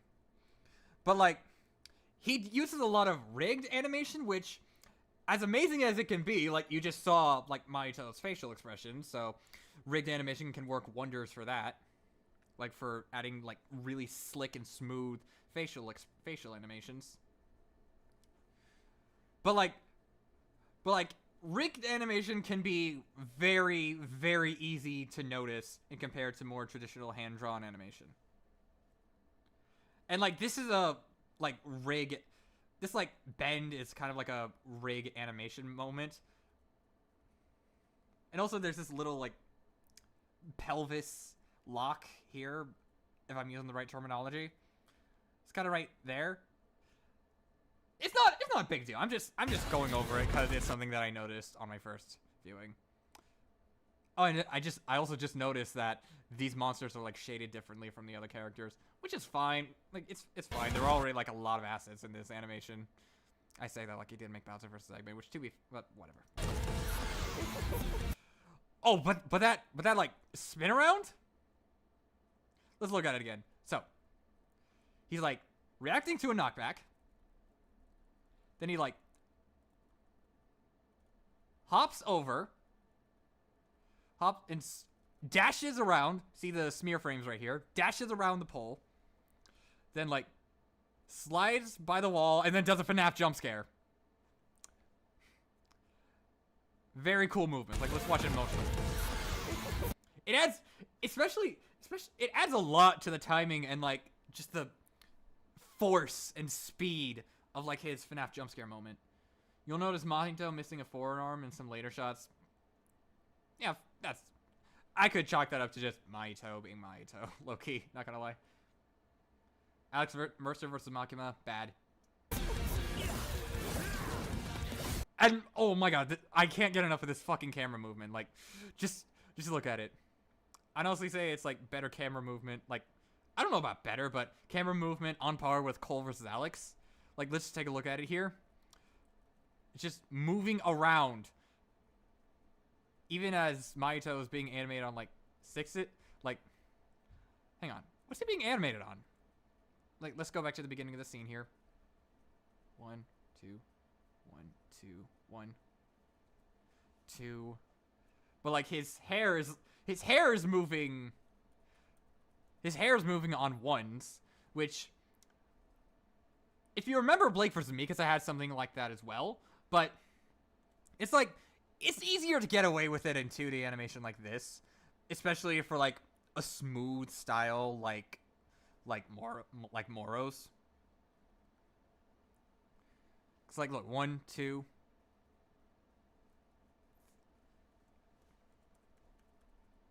Oh shit, I mentioned Blake vs. Mikasa. Everybody calm down, Matt Say. Shit. Anyways. Then, like, he's mainly 1, 2.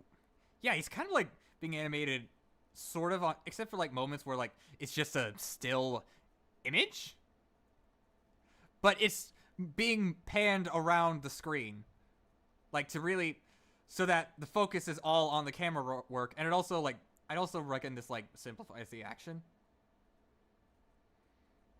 Now he's back to being animated on ones. And the camera just, like, circles around him. And then, oh my god, this is sick. This is sick. This is absolutely sick. Like, as he slices this other monster and bends over, he does a flip, and then the camera just does, like, a... just, like, a overhead shot, and then turns around behind everyone while circling on Mahito. That is incredible camera work. Like, now let's take a look at all that in motion. Take a look at it all in motion. Look at how much velocity it adds to the movement. Like, just by moving in on that. Phone's going on low battery. I'm gonna have to watch the VOD. See y'all later. You can still watch it with on a charger. You can still, like, charge your phone while watching. Who knows? I got you to play it in the background. Where is the cinematography in Kratos vs. Asura? No, this isn't cinematography. This is camera work. Those are two different things. Technically.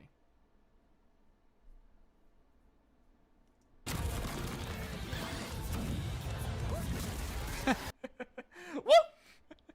And then he makes them punch each other, then absorbs them to making the body horror thing.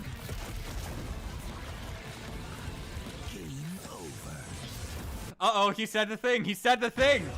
He said game over, chat. He said game over. Not that different. Actually, it is, because camera work is just, like, an asset of the animation, whereas cinematography is more so just, like, the blending of, like, various elements together. Like various... Like, just blending in the camera work as well as the color, like, usage of color correction and such, as well as, like, a shot composition, etc. Play the game over music? Well, I already did, but I'll do it again, because why not? Okay. Anyways, and then he does that Kamehameha. I guess based on how they described it, where it's like they combine different quirks, I feel like this should have been something that he does something, like, closer towards the end, but I get that they were going for, like, a different story perspective things. I also just love the effects here.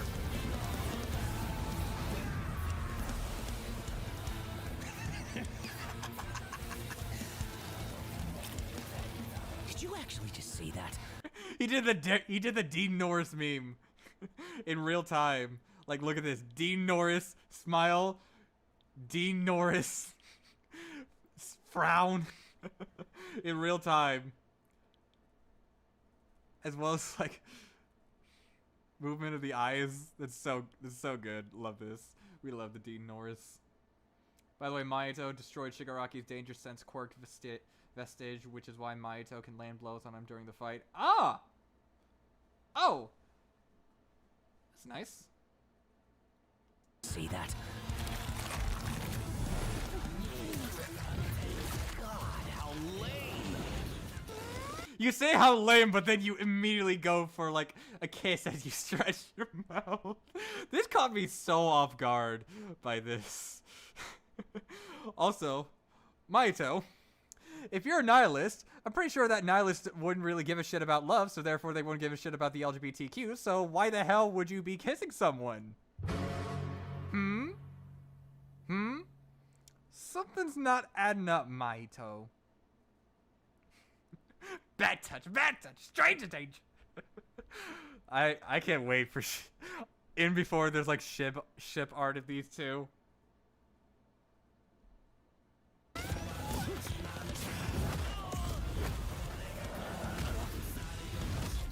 Okay, and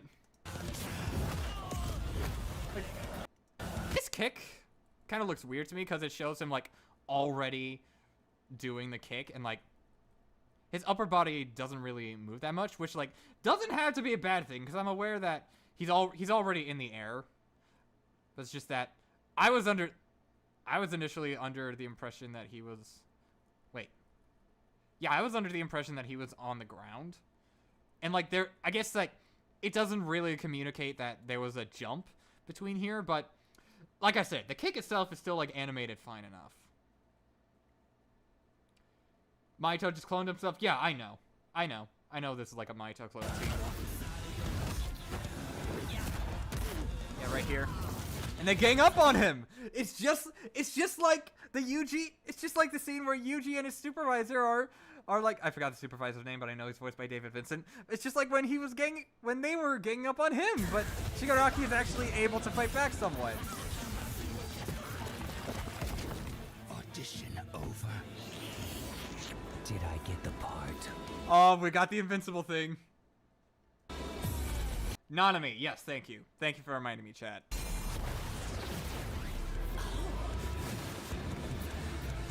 Like, I was low-key expecting Shigaraki to, like, audition over. Did I get the part? And then I was expecting Shigaraki to say, no! Honestly, that would have made it so much better. I think I might DM Tom Shock and see if I can get him to say no, and then cut to Mahito dying. Well, Mahito, fight back! Fight back! Shigaraki fights back. Mahito surprised Pikachu face. I may not like Shigaraki, but I'm happy that my hero got another W on the show. Yeah. Yeah, they really needed a good episode. Alright, but now we get to the fight on the train. Love how the lighting is all purple.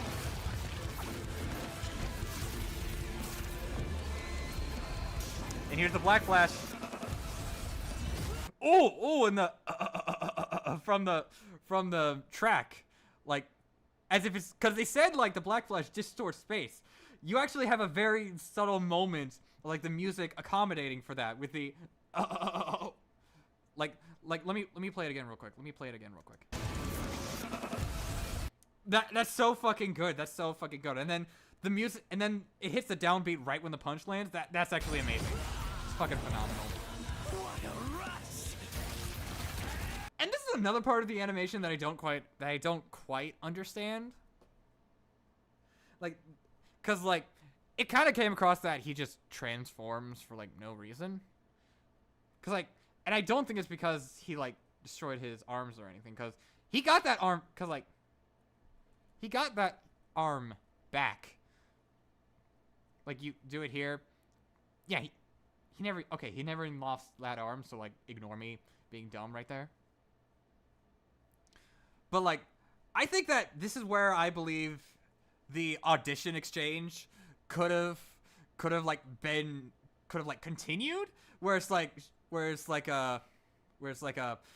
like, audition over, and then Mahito's like, did I get the part? And then Shigaraki says no. So I guess there was like levity to my little joke earlier. And then like Mahito says, well, let me try again, and then transforms. Or like something like, well, that part is mine! Did I? So now let's skip to the transformation fight. But like, to me, it just feels like he just kind of transforms like just because it's climax time. It's probably just a reference to Mahito being able to transform after hitting the Black Flash. Okay, I get it, but in the context of the fight, it doesn't like make as much sense to me.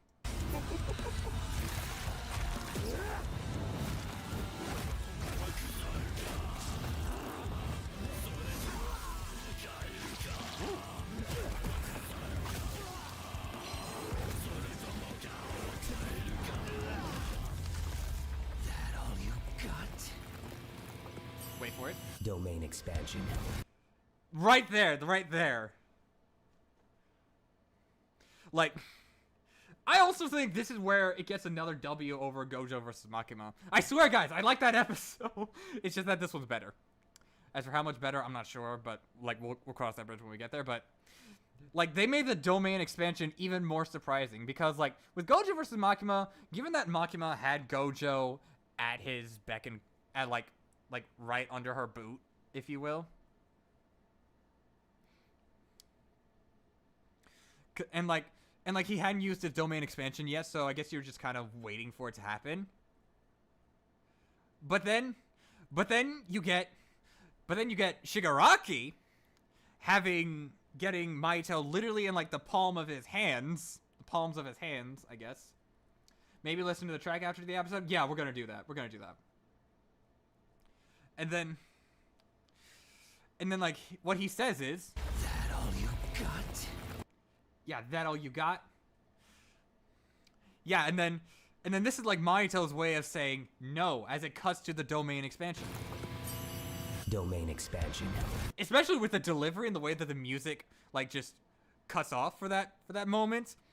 It makes it so much better, like a much better utilization of it than with Gojo. Like, don't get me wrong, I still like how it was used. Cause like if you remember, like the idea behind Gojo versus Makima like was framed as like who could get a fatal hit first. Like they were trying to find. It was less they were just fighting each other like this, kind of like this one, and more like they needed to keep fighting until they got the hit they needed. And like, whereas so like domain expansion worked really well in that specific context, but again, this animation wasn't going for that idea. So like that also made the domain, so like, and you'd think that the domain expansion would be the ending of it, but obviously it isn't, but we'll get there.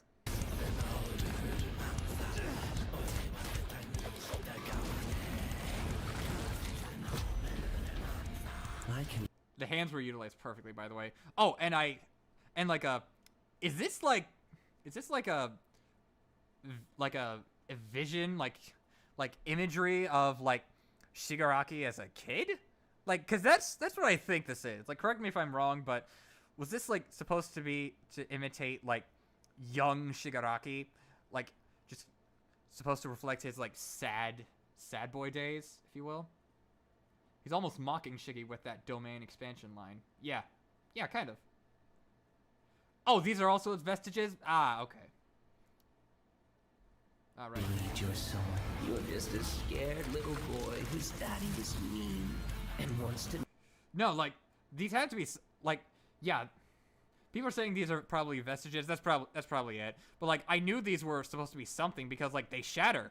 They shatter. Like right here, they shatter. So obviously they were supposed to mean something. Like Mahito overpowering something with his domain expansion. Mean and wants to make it everyone else's problem. Grow up.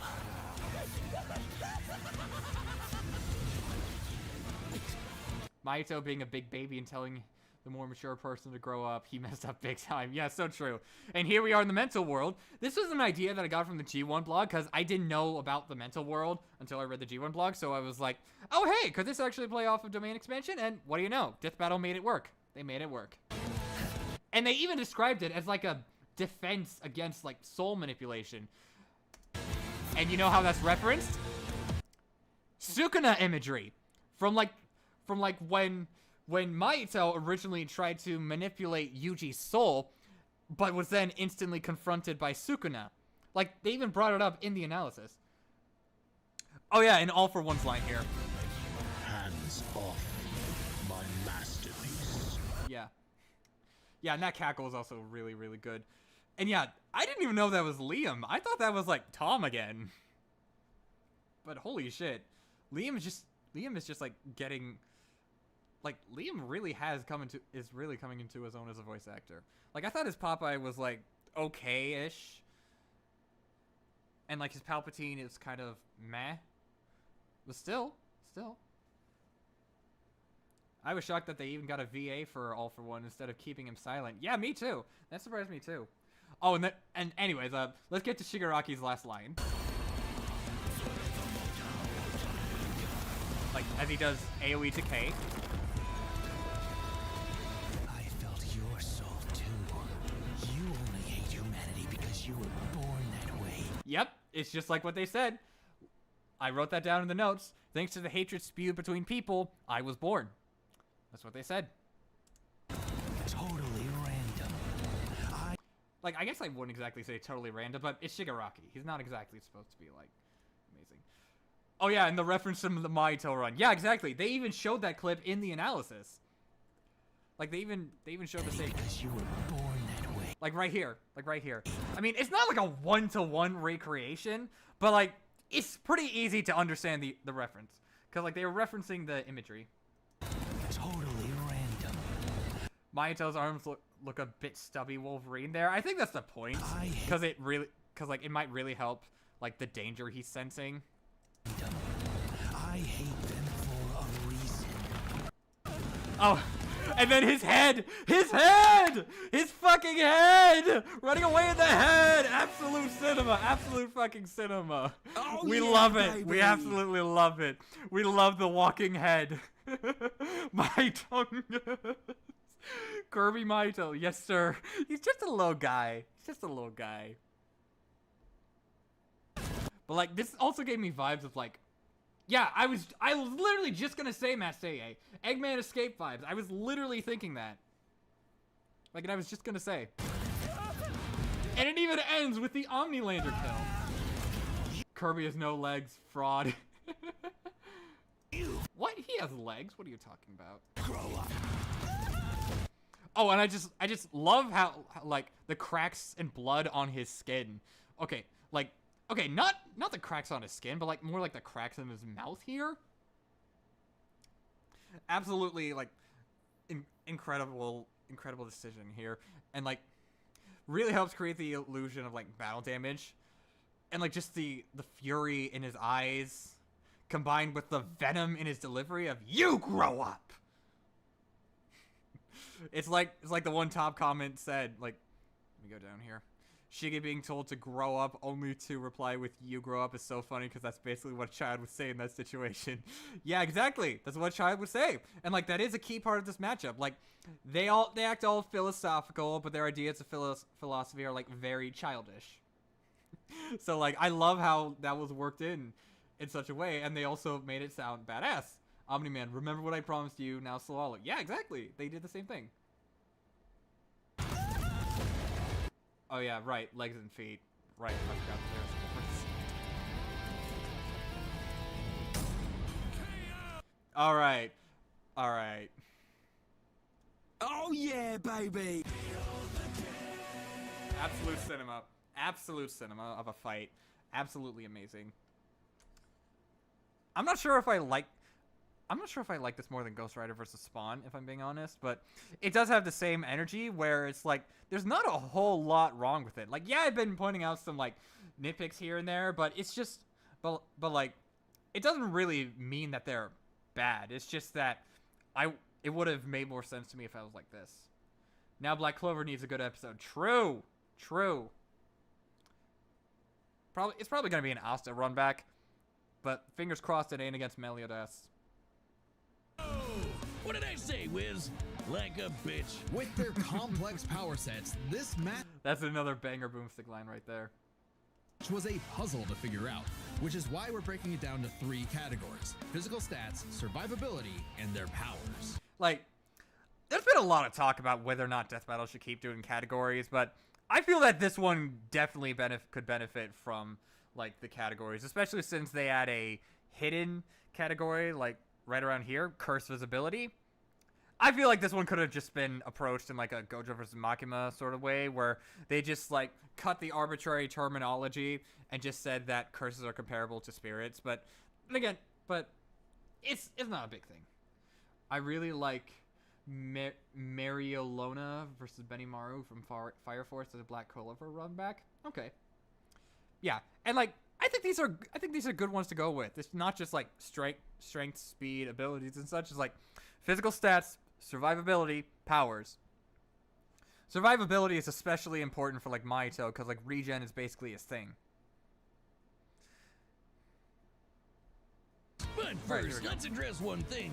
Could Shigaraki even see Mahito? He's an invisible curse after all. Cursed energy and quirks are notably different, and Shigaraki wouldn't be able to see curses normally.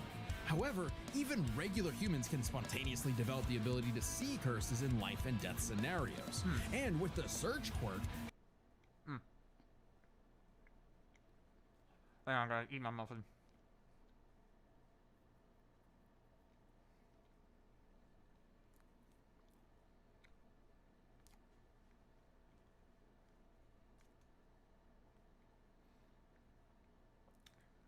Curses are invisible due to existing on a different spectrum of light than what normal people can see. Extrasensory abilities like Shigaraki's that do not rely on visible light will be unimpeded. Alright. I think this isn't I think that's a fair point to make because curses aren't exactly like ghosts? Like, I won't be surprised if they miss it. If there's like a missing. What flavor better not be blueberry? How about blueberry yogurt flavored?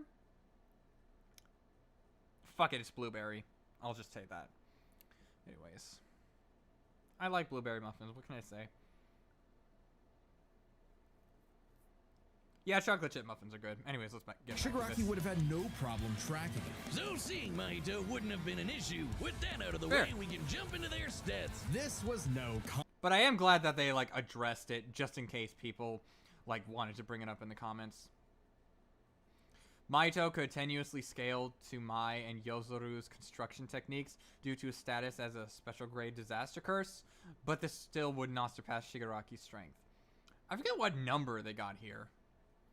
And, like, tenuously. contest. Despite the disaster curses being able to destroy entire cities with their cursed energy, Shigaraki's scaling to Deku and Bakugo meant he was calculably millions of times stronger. He was faster too, considering he could react to light beams, while Mahito's Black Flash capped out at nearly 1,000 times the speed of sound. Yeah, and this is why I jotted down like the light beam feat from Shigaraki's analysis, like caught laser beams, because that's not necessarily something they said out loud in the analysis. Like, I feel like that was just something they kind of missed. Anyways, Mahito could potentially scale to relativistic and light speed feats from Jujutsu Kaisen's final arc due to keeping up with Todo, but these would still not surpass Shigaraki's speed. I don't know. Like, based on their logic and like the numbers I've seen for like Nothing to scoff. Revive and like, But because here they're saying that Shigaraki catches lasers. They say at least light speed, which, first of all, like, catching lasers would be more reacting, so that would technically be more relativistic, I think? Like, relativistic speeds? Maybe Rela Plus, depending on how fast it was moving. Like, I know My Hero Aka has, like, more impressive speed feats than this, but like, I just know what feats they're referring to and what numbers they get. Like, I think they're, like, 5 times the speed of light. But even then, there's also been, yeah, FTL, JJK. I'm pretty sure that even Gege said it was a bit much. So like, yeah, that's fair. I can understand them not using it here. But they said even if they did, they said they would still not surpass Shigaraki's speed, which on paper I believe in, but they didn't really touch upon Shigaraki's speed that much. But I guess they didn't need to, since he already had the speed advantage. If you want to feel better about Guilty Gear, you can take quick looks about small versus episodes and other versus shows with Guilty Gear characters. Yeah, absolutely. Yeah, 60C MHA. Yeah, that's the number I was thinking of. Thank you. he was thousands of times faster. Shigaraki takes stats. but survivability was a little trickier to figure out. Yep, in terms of raw durability, Shigaraki was a lot tougher, and his ability to generate new flesh meant that he could heal any wounds he might. Alright, Idle Transfiguration's unique ability to nullify regeneration, like Reverse Curse technique, is predicated on it damaging souls. Mahito could not ascertain and directly target the Super Regeneration Vestige, therefore he could not stop Shigaraki from healing bodily injuries. Yeah, I think that's fair. Receive super. Though, like, I do also believe this was a win condition for, like, Team Mahito in the G1 blog, or at least something like that, where like, it was interpretation heavy, so it's not super bad. Easy. However, Mahito is a curse and is immune to the kind of overwhelming physical damage Shigaraki could dish out. Not only that, Mahito's regenerative ability via Idle Transfiguration meant that he'd come back from anything short of spiritual damage. Yep. Considering Mahito's That's unique true. cursed body, he should actually get the edge in survivability. Which presents Yeah, that's actually a pretty big edge. a crucial question.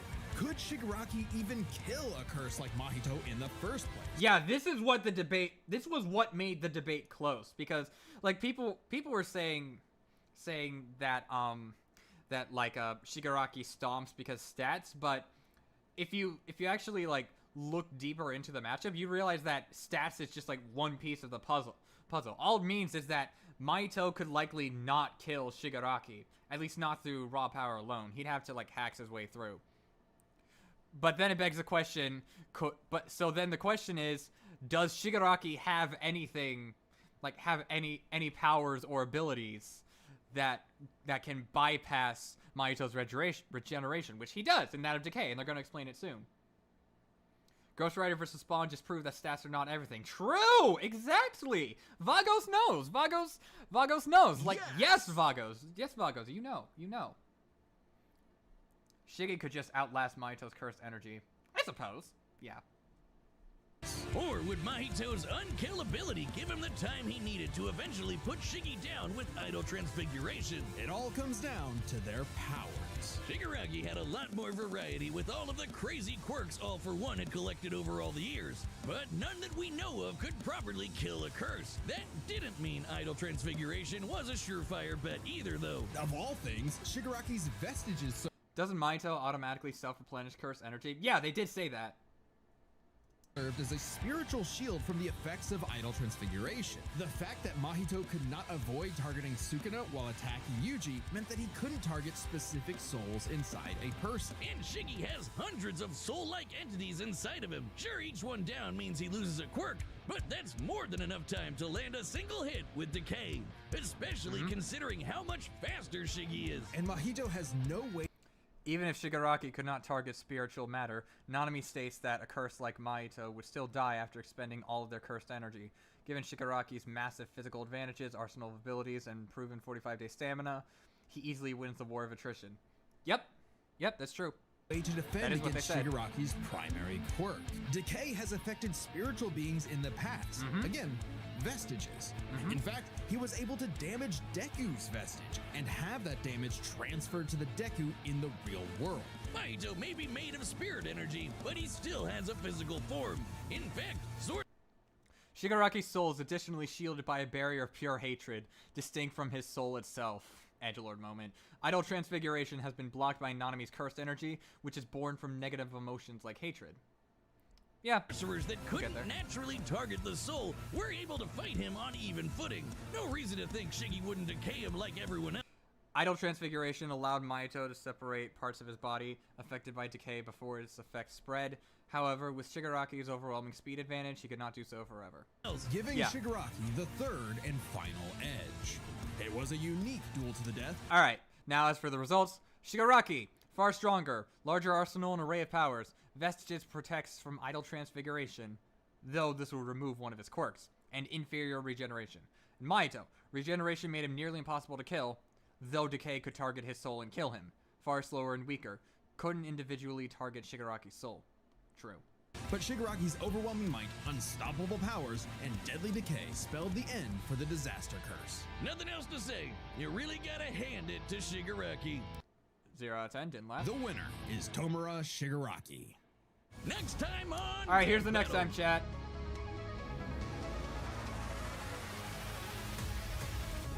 Rip and tear until it is done. Subscribe and... Alright. I'm actually looking forward to this because I distinctly remember saying that this was one of the only matchups where I would actually be interested in a rematch, just because it's obviously going to be in 3D instead of sprites. I just saw an 11D argument for Halo. I don't understand anything anymore. Oh my gosh. Yeah. Though I am kind of surprised that they're doing this now. Like given that it won via vote, I kind of expected it to happen at least later in the year and not like this early in the spring. But yeah, I should really give Doom a shot one day. Alright, so chat, what do we think? How does this compare between Gojo versus Makima? And how does this compare between All Might versus Might Guy?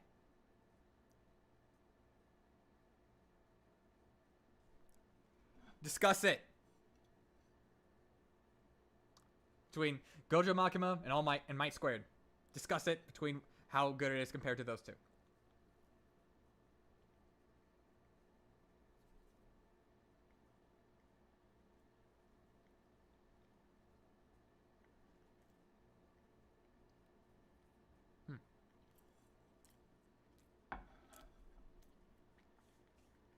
No. I have not forgotten the track. We're gonna get there later. I just want to talk about, like, I just want to see what you guys thought of this first.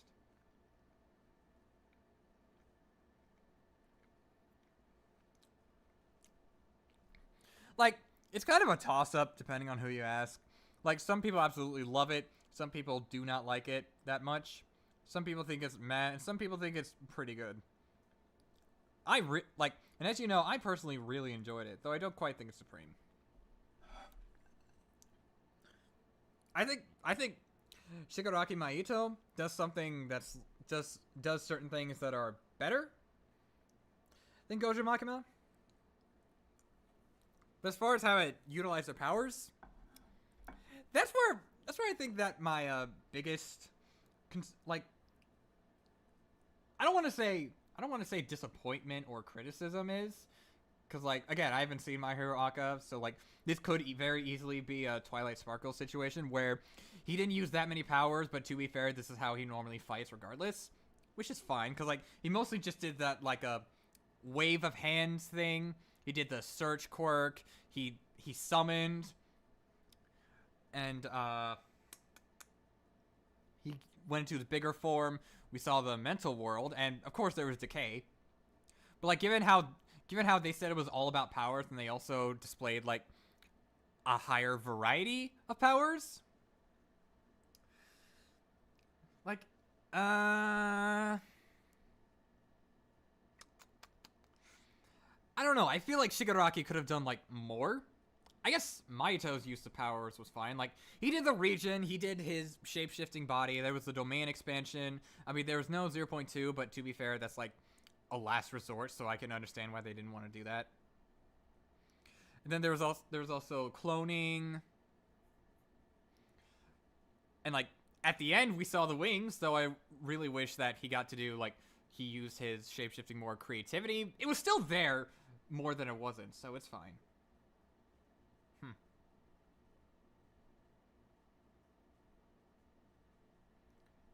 Better question. How is this compared to Bowser vs. Eggman? Ooh, that is actually a good question.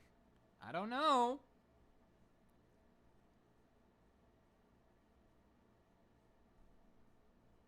I don't know, man. We'll have to wait and see. Cause I think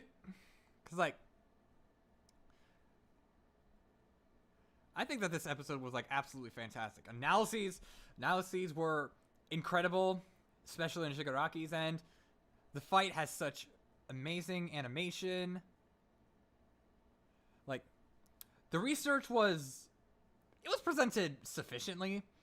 It's just that, like I said, I would have wanted them to actually, like, go deeper with the numbers on Shigaraki's end, especially for speed. Shigaraki used most of what he would use. Yeah, that's fair. But then again, it's not like everyone is able to use their powers, like, on hand. That's another thing that I think people need to keep in mind with Death Battle. Like, especially when it comes to episodes with complex powers and, like, Marvel versus DC Herald fights. Like, you know, Strange Fate, Wanda Zatanna, Phoenix Raven. Like, even if you want to criticize those episodes, that's fair. But just, if you're going to discuss the usage of powers, just keep in mind there's too many of them, so sometimes you gotta go with the basics. Powers on hand. I really said that. I can't believe this. I can't believe I said that. Someone shoot me. Oh my gosh. I feel like Shigi and Mahito's characterizations were captured perfectly. Yeah, absolutely. They had Makima out of character and didn't show Gojo's sadism side. I still disagree with the former. Like, Makima's characterization was good enough. So yeah, I agree. Gojo's sadism could have come in more. Like, my issue with Makima's characterization wasn't that they got any parts of her character wrong. It's just that there were some weird directorial choices that I think could have been cleaned up.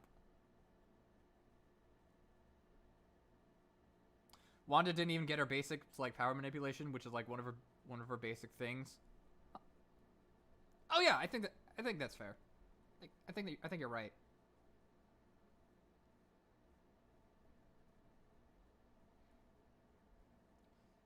Yeah, like I said, it was just the Joker cackle.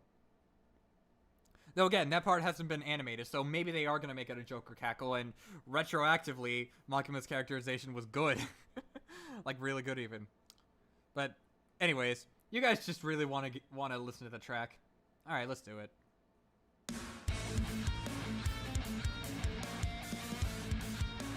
Hang on, first, let me see if the lyrics are out yet.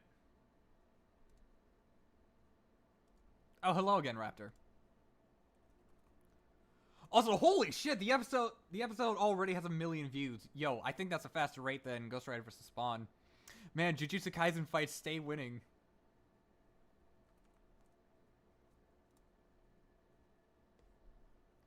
Alright, original track. Did they release the lyrics yet? Ah, here they are. Okay, here they are.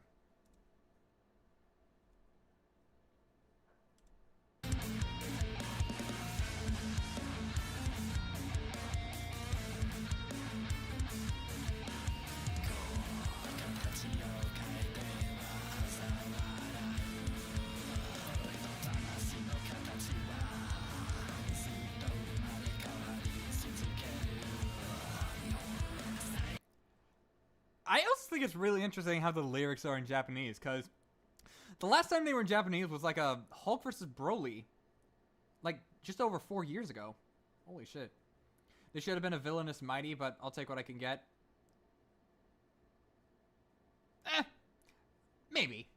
That would be interesting. Like, making like a companion piece, in a way.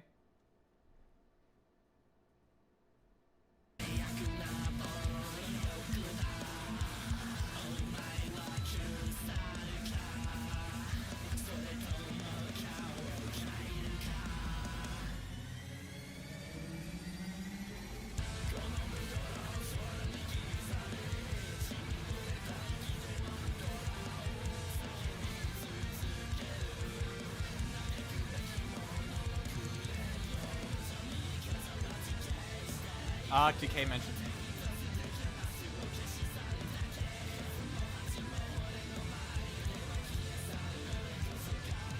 Oh, we're getting some strings. We're getting some strings.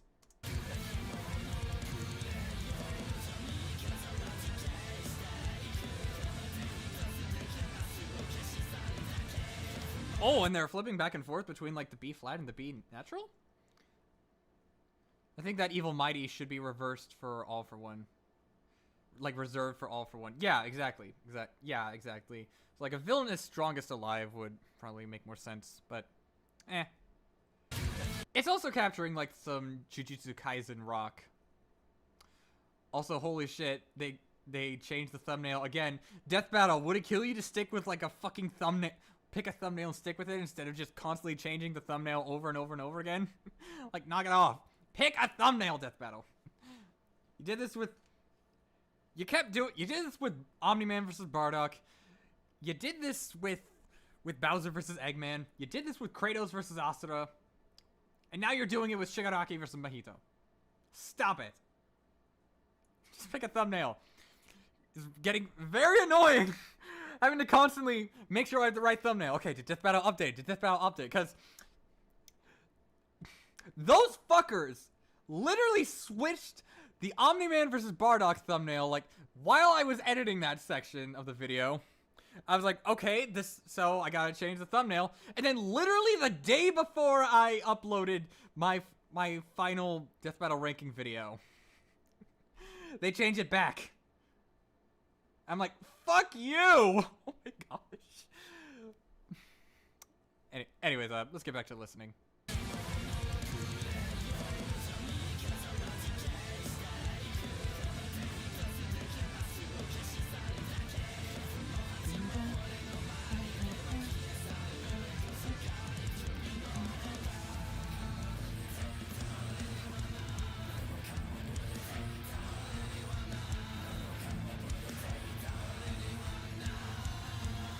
Okay, let's see what that translates to. It's like Nani mo kamo butete ita ore ni wa na. What does that translate to? Okay, so far what we listened to. Gore. Every shifting form, I scorn you more. Ooh. The shape of my soul, constantly reborn. Ooh, bars. Body horror. The worst kind of violence. Will you decay? Will you change your face? I carved these mudras into the air. My mantra screaming through bloodied breath. Give me something to mourn. Everything was warped in me. Okay, so that's what the assumed chorus thing is.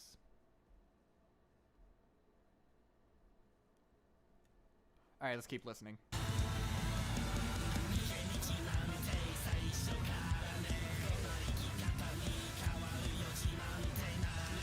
Oh, and now they got like a, I forget what Japanese instrument is that is. It's not a shamisen. It's not a koto.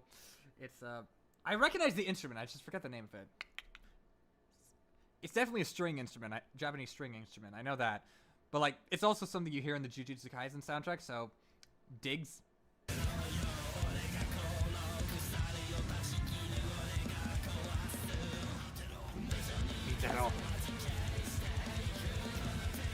Oh, this is a chorus.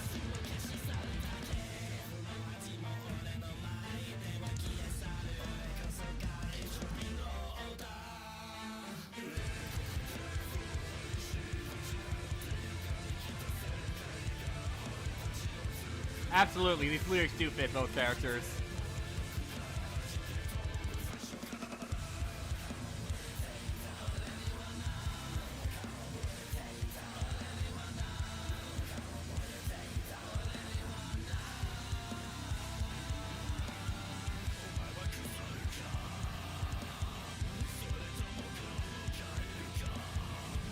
Now we got some branded screaming vocals. Oh! I'll be honest, like... Okay, is Brandon doing the vocals? Featuring Brandon Yates. Or is Therwolf doing the vocals as well? It's a heavy grunge style track. I recognize that plays off of the combatants' villainous natures with Japanese lyrics that homage the fact that both Shigaraki and Mahito reside in Japan. Nice.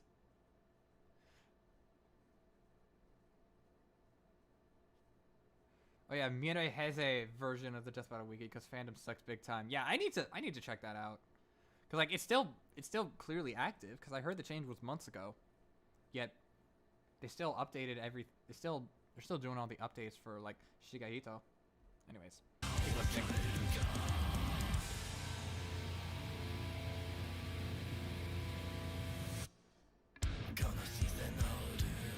Then this is what you hear in the domain expansion.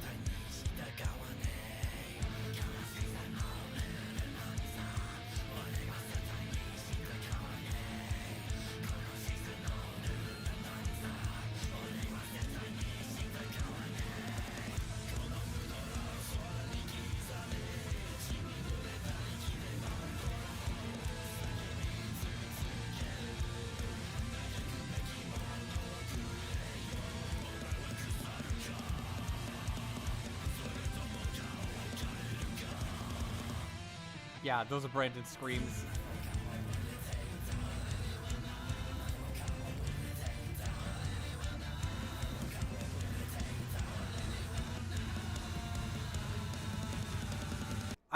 I really like how they say that na for the downbeats, like ore ni wa na, like they say it on the and, but then on the third time, like ore ni wa na, ore ni wa na.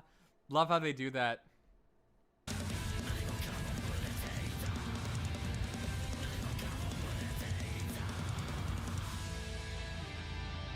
Very nice.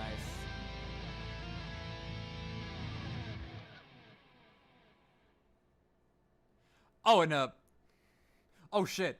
And during the part where he's like during the domain expansion, the lyrics translate to these rules of nature I'll never obey. That's actually really accurate to Mahito's character, especially. I love that. Definitely hearing self-embodiment of perfection when the track goes into the domain expansion being activated. Yeah, absolutely. Yeah, it's really, really solid.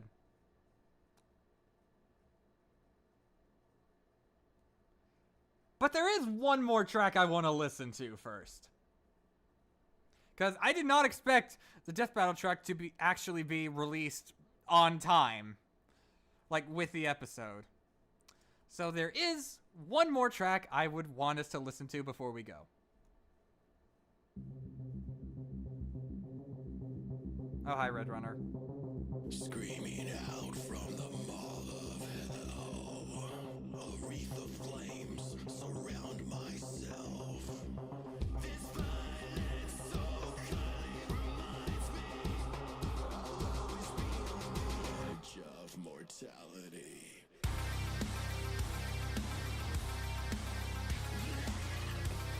All right. I'm gonna need to bring up an online piano for this one, because I actually like did a brief analysis of this, like just for this stream. Again, not aware that they would actually play the song on time. So, what we have here is a theme of like fifths. So it's like, oh, sorry, that's the wrong key. That's basically what the guitar's playing, but then the bass you got it go.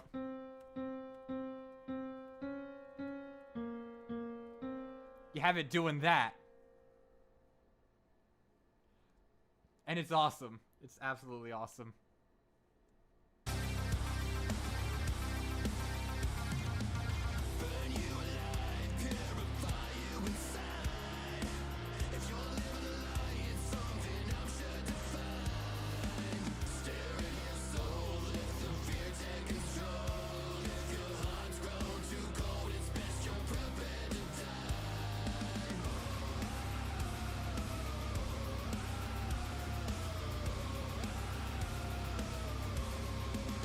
I cannot get that "oh" out of my fucking head.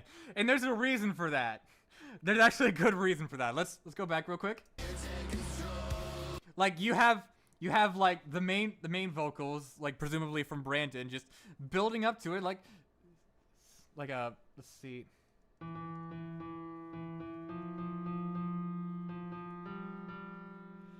It just goes up. But then just before the section it goes. But then you have the backup vocals going more. So it really sounds like... So then by the time we get to the O's, it creates the illusion of going... And then starting the next section right on the 1. It's absolutely satisfying. It's absolutely fucking... So fucking satisfying. Such a satisfying... I love this build-up so much. Vocals are done by Tyson Yen. No, Brandon's vocals are here too. Like, it's both of them. I was listening to it in real time.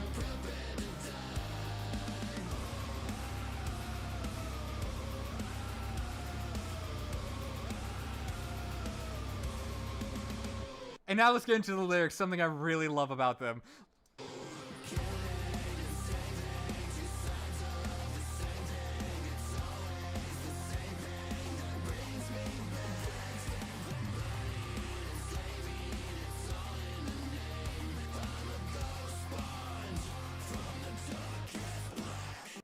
Okay, we need to talk about these lyrics because I absolutely love how they utilize slant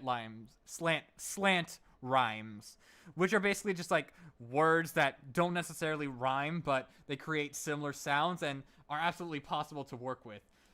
Like, an example of slant rhymes done really interesting is within the, like, I Am All of Me, where, like, fucking Jun Sino manages to rhyme evil and hero by going black-hearted evil, brave-hearted hero.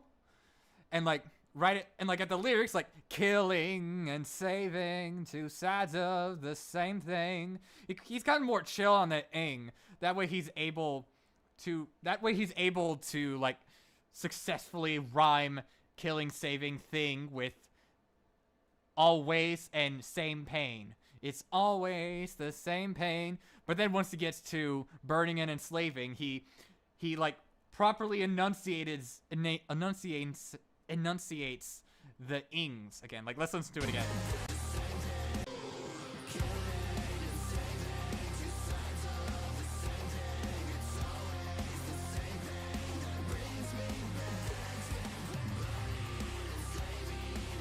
Like, cause like killing and saving, but now he's like burning and saving and slaving, like that. It's so fucking good.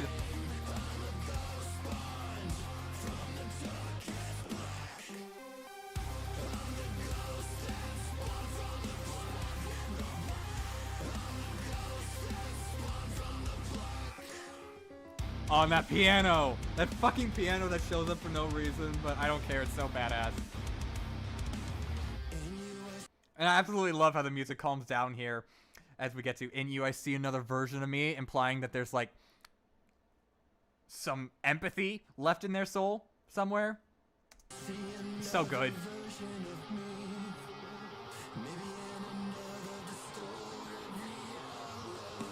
And then like the drums pick back up like right after that, another distorted reality line, implying that they just get back to business.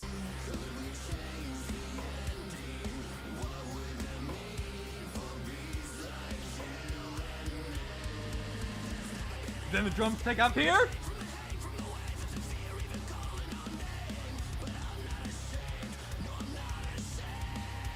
That "Not Ashamed" goes so fucking hard.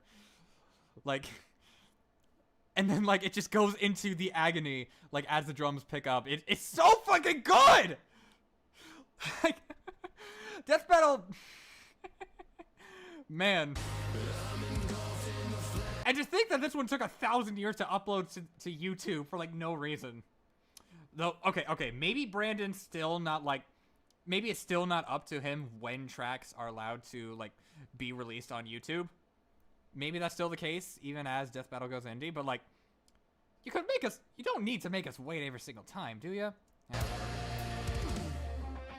Then we're back to the chorus, baby!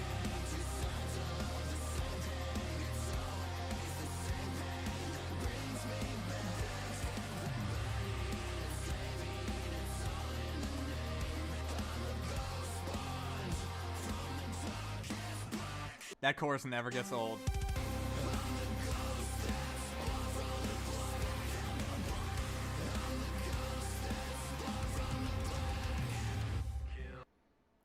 Okay, now this part.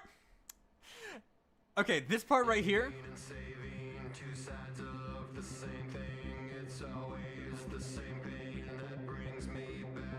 Am I the only person who hears like Mordecai from Regular Show during this part? Like, let me get let me get it up again.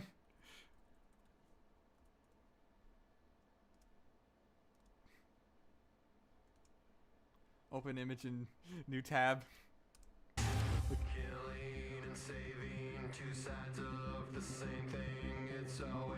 Tell me you don't hear him!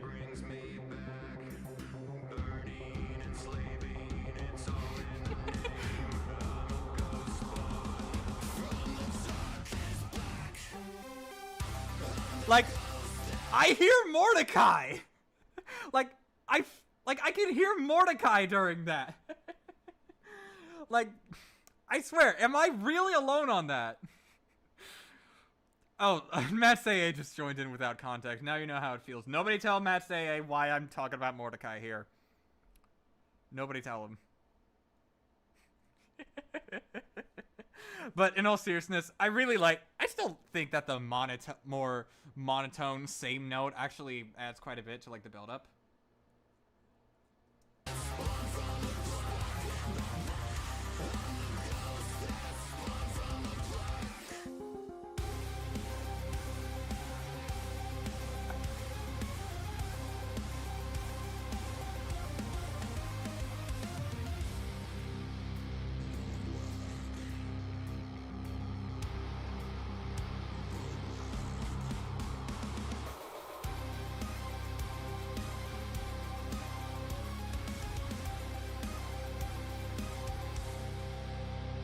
Very nice. Very, very nice. Probably my favorite track of this year so far. And even of 24, even, dare I say. Y'all know I'm a metalhead. Alright, I think that's gonna do it for this live Death Battle breakdown. Thank you to everyone who tuned in. Like, don't forget to like, comment, and subscribe, and join my membership if you have the money for it. And like, but don't go away just yet, cause like in about an hour, like around we'll say 7 p.m. CST, we're gonna continue more Xenoblade. Like we're gonna play some Xenoblade 3 like in about an hour. So just keep your tabs open. Keep your tabs open. And I will see you then. I'll see you then.